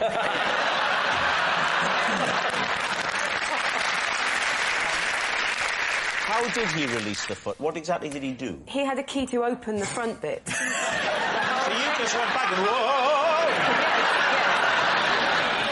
Well, what do you think is the most plausible story then, Terry? Do you think it's... I think, and once again, I may be putting my faith, as indeed I have throughout my life, in a woman. So you believe Katie? He looks Welsh. I think Lee or Kevin. I'm having some difficulty. I need some consensus. I'm having trouble picturing the foot lodged in the tray. So if you're saying you're going towards Lee, you have to then accept that he is having self-defence lessons. Oh, that's a good point. Because if, you know... Why are you getting self-defence lessons? Well, because my wife decided to take self-defence lessons, and she asked me to come with her. We have private lessons, and he comes round to the house. Okay, I wasn't expecting it was on the NHS. I've thrown money at the problem. What are you going to say then, chaps? Is Tony Kevin's Hugh Grant thief? Gosh, crikey, gosh. Katie's vending machine hero or Lee's last resort? I don't know. I don't know. Oh, dear. I think maybe Kevin. I think I'll go for Kevin. And you think it's Katie? I don't know. So I'm going to say we think it's Katie. OK. Tony, would you please reveal your true identity? I'm Tony, and me and Kevin did steal a life-size Hugh Grant cutout.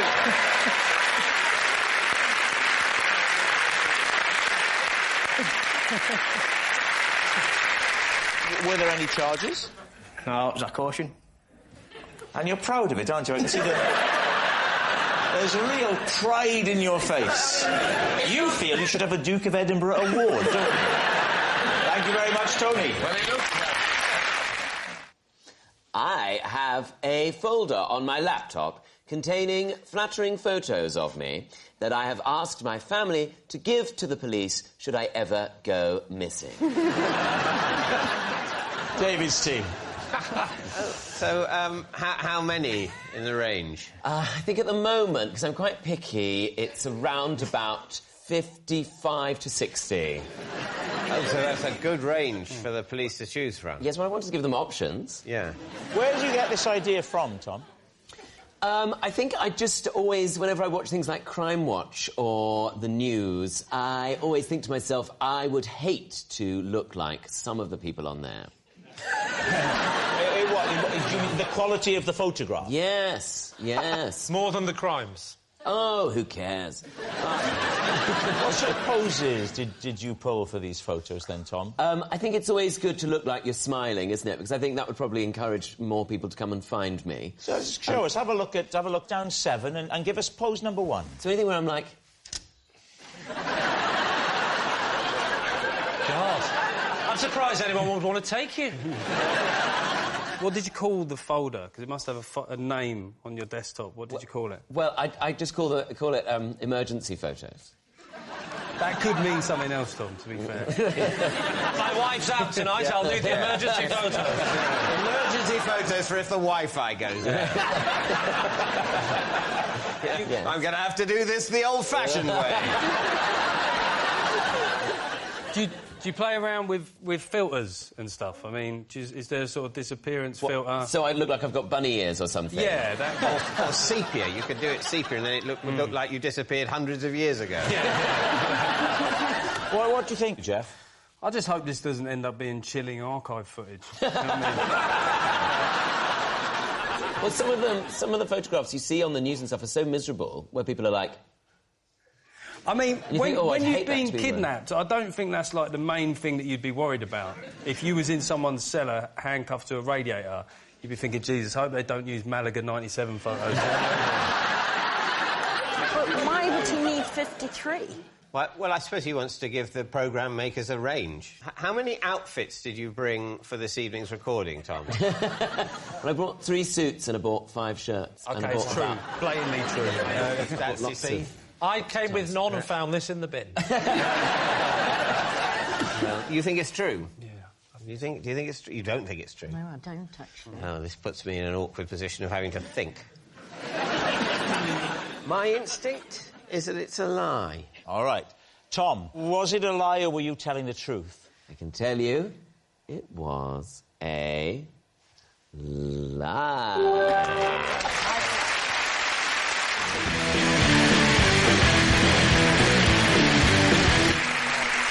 So, Mackenzie Crook, what is Simon to you?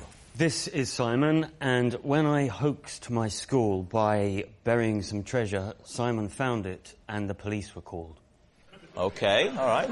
Chris, how do you know Simon? This is Simon. In a virtual world, we're married. And finally, David Mitchell, your relationship with Simon. This is Simon. He has a large tattoo of my face on his knee. So there we have it. Is Simon Mackenzie's treasure hunter, Chris's cyber spouse, or David's tattooed fan? Lee's team, where would you like to start? David. Yes. How do you know Simon? I know him because when I was doing a book signing of a comedy book, he came and asked for the book to be signed and also asked me to sign my name underneath the tattoo of my face on his knee. When you sign the face, is the face normal when the knee is stretched? Or is the face normal when it's not stretched? Look, it's my face. It's not normal at all. I need to ask you a question, but you've got to answer this honestly. Yeah. No, I don't. That's the whole point of the game. OK. Otherwise we open with, people is it from true? Would I Lie to You said, we're going to invite on that man who's got a tattoo of your face on his knee.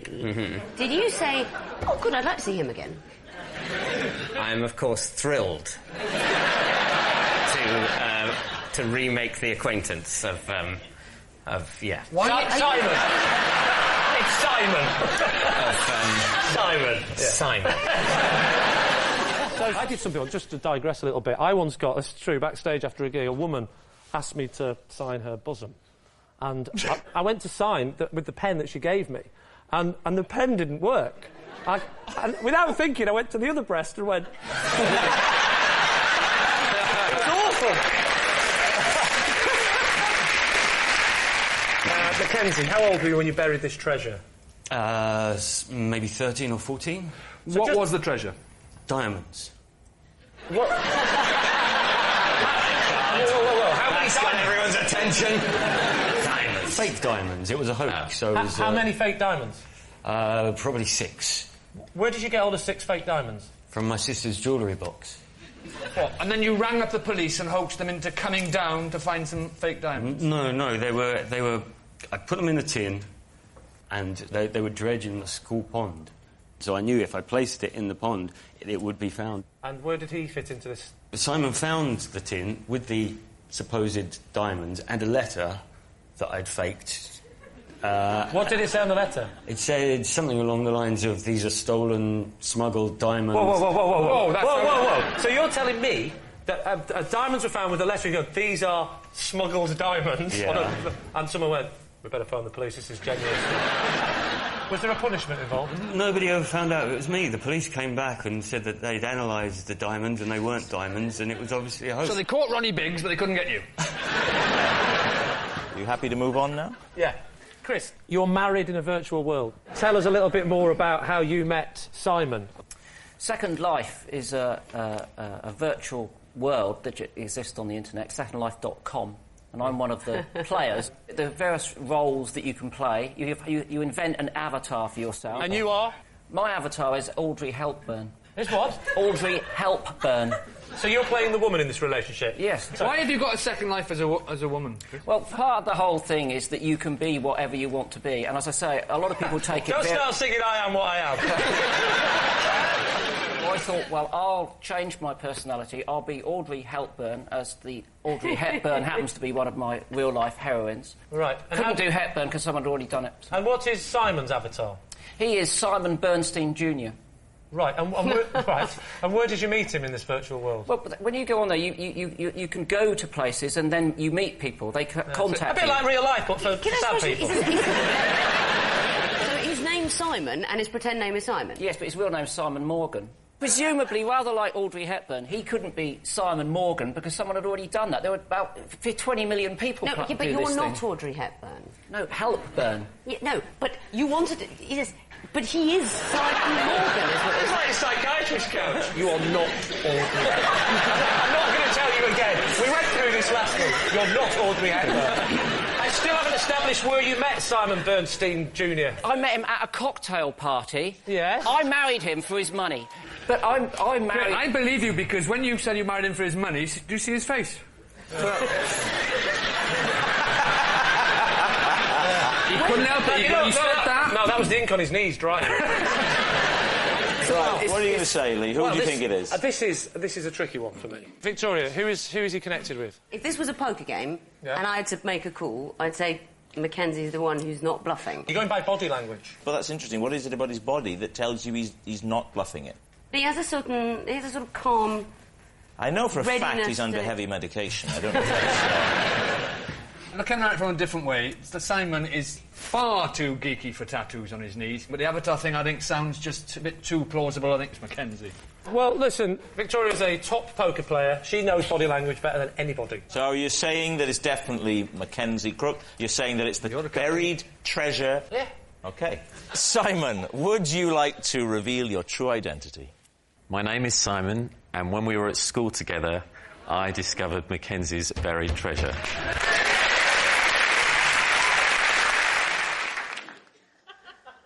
I once had to explain to the police why I had 2 coffins in the back of my van. David's team. Imagine I'm the police. Why have you got 2 coffins in the back of your van, sir? Well, I was doing a touring play at the time, and there was vampires in it. Yeah. So we had 2 coffins in the back of the van as props. And we were actually in Germany doing this play called Neighbours with Long Teeth. And Things never translate from English to German. Why did the police stop you? Well, unbeknownst to us, the head of the Deutsche Bank had just been assassinated in Frankfurt. Right. And they were stopping everyone. And so they were pulling over basically all vans. They were looking for anything dodgy, basically, I guess. Right. Where were you? Which city? It was just outside Frankfurt. I live there. Do you? Yeah. So they pulled you over. Machine guns, everything. Very, very serious situation. Yeah. And we had to explain the plot of our play, Neighbours with Long Teeth. Because you speak a bit of German. So Yeah. you were the... How many of you were there? 3 of us. Oh, you should have said 9. What sort of venues are you touring around? Schools. Schools. So... The plot went that I was a sort of young 17-year-old schoolboy who'd fallen in love with my neighbour who was a vampire, and she came up out of the coffin, and that's where we first met. And what was the other coffin for? The other coffin was for her parents, her mum or her dad. I think they shared, because they're a married couple, they're allowed to... I mean, to be fair, Moxie is loving this show.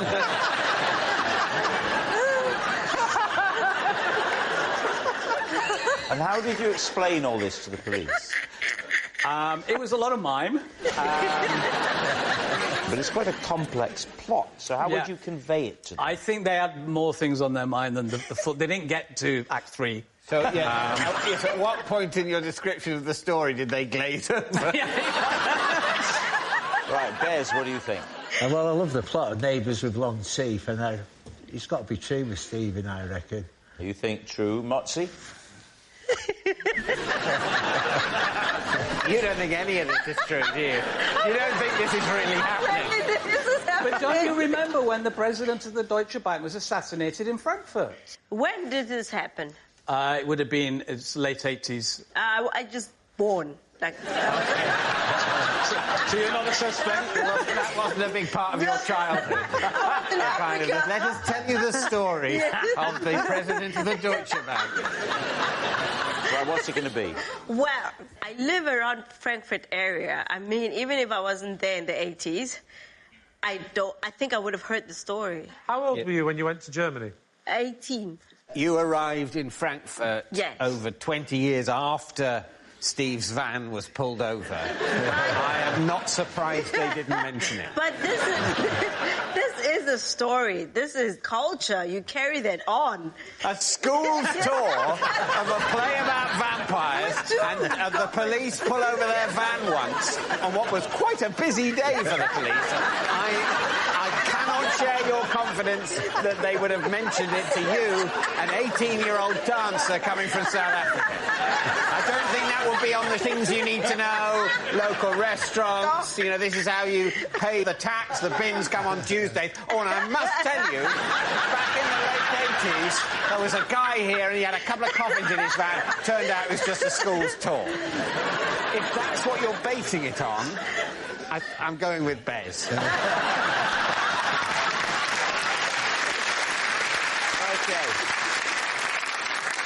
So you're saying it's true? Yes. So, Steve, was it true or was it a lie? True.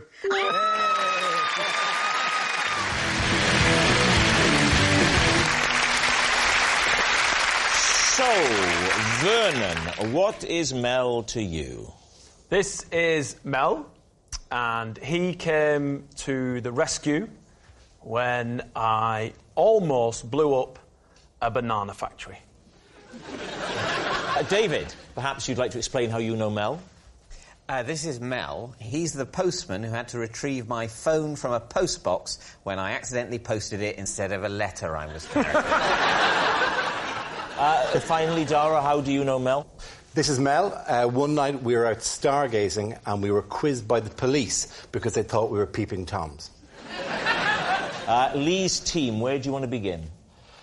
So there's something about... If he had said blown up, he blew up a banana factory, it would have been bizarre. There's something more bizarre about almost blowing up a banana factory.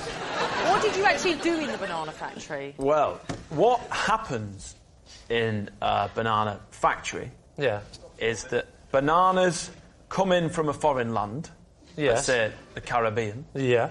and they are ripened in Bolton. They're ripened in Bolton? There's not enough sun in the Caribbean. Did you work in this banana factory? I did, yeah. Right, what was your job? I... Were you the banana straightener? No. Or were you the banana bender? Maybe they come in straight, and it's his big muscly body that turns them into that shape. That's what they do in Bolton. What are you up to? Oh, you know, just usual, bending me bananas. Surely it's a banana ripening plant, anyway, not a factory. Well, it's a factory because there was a conveyor belt, so I just... Wait, whoa. There's a conveyor belt. So someone puts it on, and it's green. And by the end of the conveyor belt, it's ripened. How big is this conveyor belt, Vernon? And more to the point, what are you doing other than... Shall I straighten it? Yeah? What did Mel do? Mel, he was one of the foremen in the factory. There was only 4 men working in a banana factory. How did you almost blow up this banana factory? I was on a forklift truck, and what happened was I inadvertently drove into a gas heater and disconnected it. Right, and then what happens? And then the factory filled up with gas. Really properly fills? Yeah. What did Mel do? How did he save you? Mel shut down the factory and evacuated the building. Leaving the bananas to ripen themselves. Now, what about David? What did we think of David's story with the post box? What were you supposed to be posting? I had a card and 2 normal letters to post. Right. And the nearest post box to me has a very narrow aperture. Right. So only... What, for the letters? Yes, yeah. I know the kind of thing. Or for, you know... whatever you want to use it for. But it's... We've got them back home. Yeah. And you can't get them in sometimes. You can't get the wider things in. So you thought I'd just post whatever fits, and that was your phone? Stuff my keys in there. Oh, they go in, the keys go in. Did it change? Oh, that goes in, all right. I was contemplating what an outdated medium snail mail was, and I thought this will show them. No, I in my confusion, I thought, that doesn't fit. I'll post those 2, they fit. And, what a fool. Oh, so the 2... What a fool I've been. If only this were happening in a sitcom. The 2 letters and the phone go in at the same time? Yeah. So you emailed it and put a hard copy in at the same time? So how did Mel come into it? Was he... How did he... Well, luckily, Mel had also fallen in. And, he just reached it out, didn't he? And passed it out. I mean, I hadn't realised that pillar boxes were manned until then. He simply handed it back. So go on, what happened next? I noticed that the last collection of the day was happening about half an hour later. Right. So I thought, I know what I'll do. I'll simply wait. Fiendishly clever. No, you didn't. So what are you thinking? No, remind me again of your truth, lie. Mel and I were stargazing, yeah. and the police quizzed us because they thought we were peeping Toms. Was it just the 2 of you? Yes, it was actually, yeah. And what were you stargazing at? We were looking at a meteor shower. Oh, OK. Yes. So the 2 of you were out... what have you got? You got the telescope? No, you don't. What have you got? You just use binoculars. Binoculars? Binoculars? Yeah. Naked eye, generally, binoculars. You see, you don't use a telescope because they move quite quickly, so you'd have to be really fast on a telescope. You'd be playing it like like that. Yeah, all right, but if you want a really good look, why don't you use 2 telescopes? Like binoculars. Okay. Because that's even better than binoculars. And also, if 2 things happen at once, you can go, and the moon's looking nice. So when the police turned up... We could see the police car coming, because it just drove along and then stopped, and 2 of the lads came over and walked over to us. Because we were 2 men standing in the middle of Ealing Common. There's houses all around, but with binoculars. Yeah, but surely you don't look at you like that, right? Right up in the air. I know, but maybe they saw during the midpoint of that. I don't know. No. You don't go, right, let's start at the ground and go... You go like that, and you do that. You don't go, would you like a cup of tea? Yeah. But, sorry, I can't see. Everything's blurry. You can take them off, can't you? To be fair, nobody goes like this when they're using binoculars. Right, head up, and now binoculars. They don't do that. They do. They go, look at that, there. Oh, yeah. Yeah, but they don't do is go, have you seen the moon tonight? Wait. I need a bit of a run-up. Don't forget Dara's face moves independently from his head as well. That's true, yes. He can swivel his face. And look at the woman in the bathroom behind, it's true. Right, Lee, we need an answer. Is Mel Vernon's banana hero, David's postman pal, or Dara's saucy stargazer? What do you think? I think the difficult thing is that Mel's got a tan, but you can get a tan in all three of those jobs. Well, he's going to the Caribbean a lot to pick up bananas. Stargazing, you can get a tan off that if you're out there long enough. And a postman, outdoors all day, yeah. You know that stargazing's done predominantly at night. There's not a shadow of a doubt in my mind that Mel worked in the banana factory. OK, you're saying banana man. I definitely, if I saw Dara and Mel on Ealing Common, I would think they were a couple of pervs. But Dara could have said, it's OK, I work in TV. And the police would go, well, that makes it impossible then. So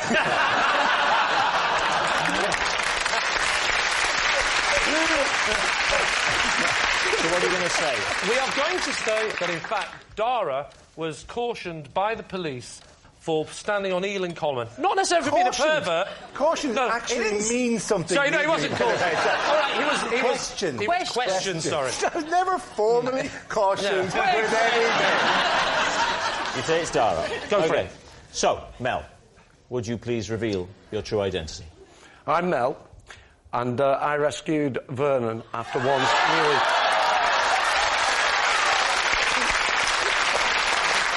Yes, Mel is Vernon's banana boss. So, how dangerous was this? Were you just seconds away from bang? Virtually, yeah. Vernon's driving the forklift, and like I said, why didn't so you he speak says. like this before? Why isn't he allowed to speak? Now, what was Vernon known as within this factory? Little Vern. Little Vern? Little Vern. Oh. Stand up next to Mel, Vernon, and let's see Little Vern now. Mel, thank you very much indeed. The police once ordered me to leave town, unspecified, because I was frightening the locals. David's team, what do you think? Could you give us some context, Bob? I'll give you the name of the town. It was Castle Douglas. Ah. Where is that? It's southwest Scotland. And why were you in Castle Douglas? Was it a tour or something? No, it was a long time ago. I was only 17, 18, that kind of age. And a numerical age, that kind. Yeah. Rather than iron or bronze. That's a different kind of... I was with two friends trying to get as close to the Gulf Stream as I possibly could. What? What do you mean you wanted to get close to the Gulf Stream? It seemed such an appealing, far-off, miraculous thing, this hot stream of water so near us, that it was hard to believe in it just from the textbooks. But it's not like a spa. It's a massive flow within the ocean. Yeah, but you can't see it.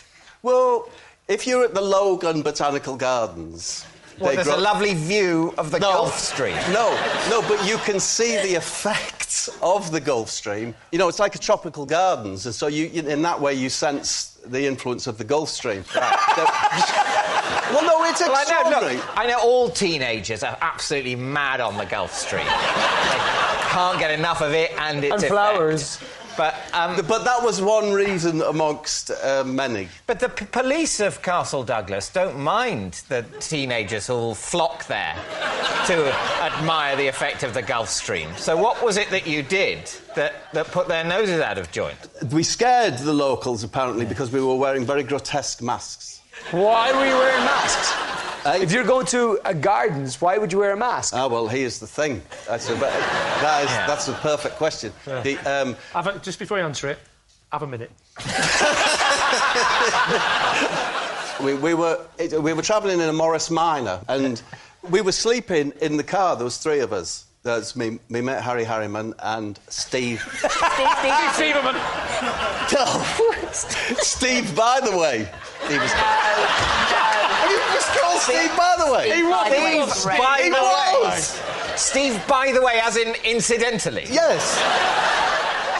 Anyway, we had these... You're wearing these masks? We're wearing these grotesque... Why are we wearing these masks? We're wearing these masks because we didn't have anywhere to sleep and we were sleeping in the car. Right. They'd been given us by Harry Harriman's mum, yeah, to keep us warm at night because of the heat generator. What, grotesque latex masks? Yes. They were just old men's masks, but they were to keep us warm.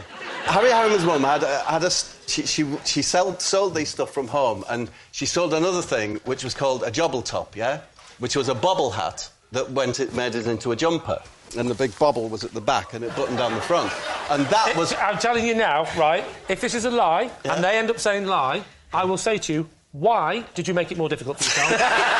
by mentioning the joggle top or whatever it was called. Because I'm imagining my sleeping arrangements and think, yes, we had the latex masks on and these giant, like, what they're called jobble tops. Right. Okay. So, if you're wearing a sleeper mask and you're scaring the locals, like, normally the locals would be in bed when you're going to sleep, and it's dark, and you're in your car and you got a scary mask on. You know. No, we were just on our daytime drive from Dundee to Castle Douglas. With masks on.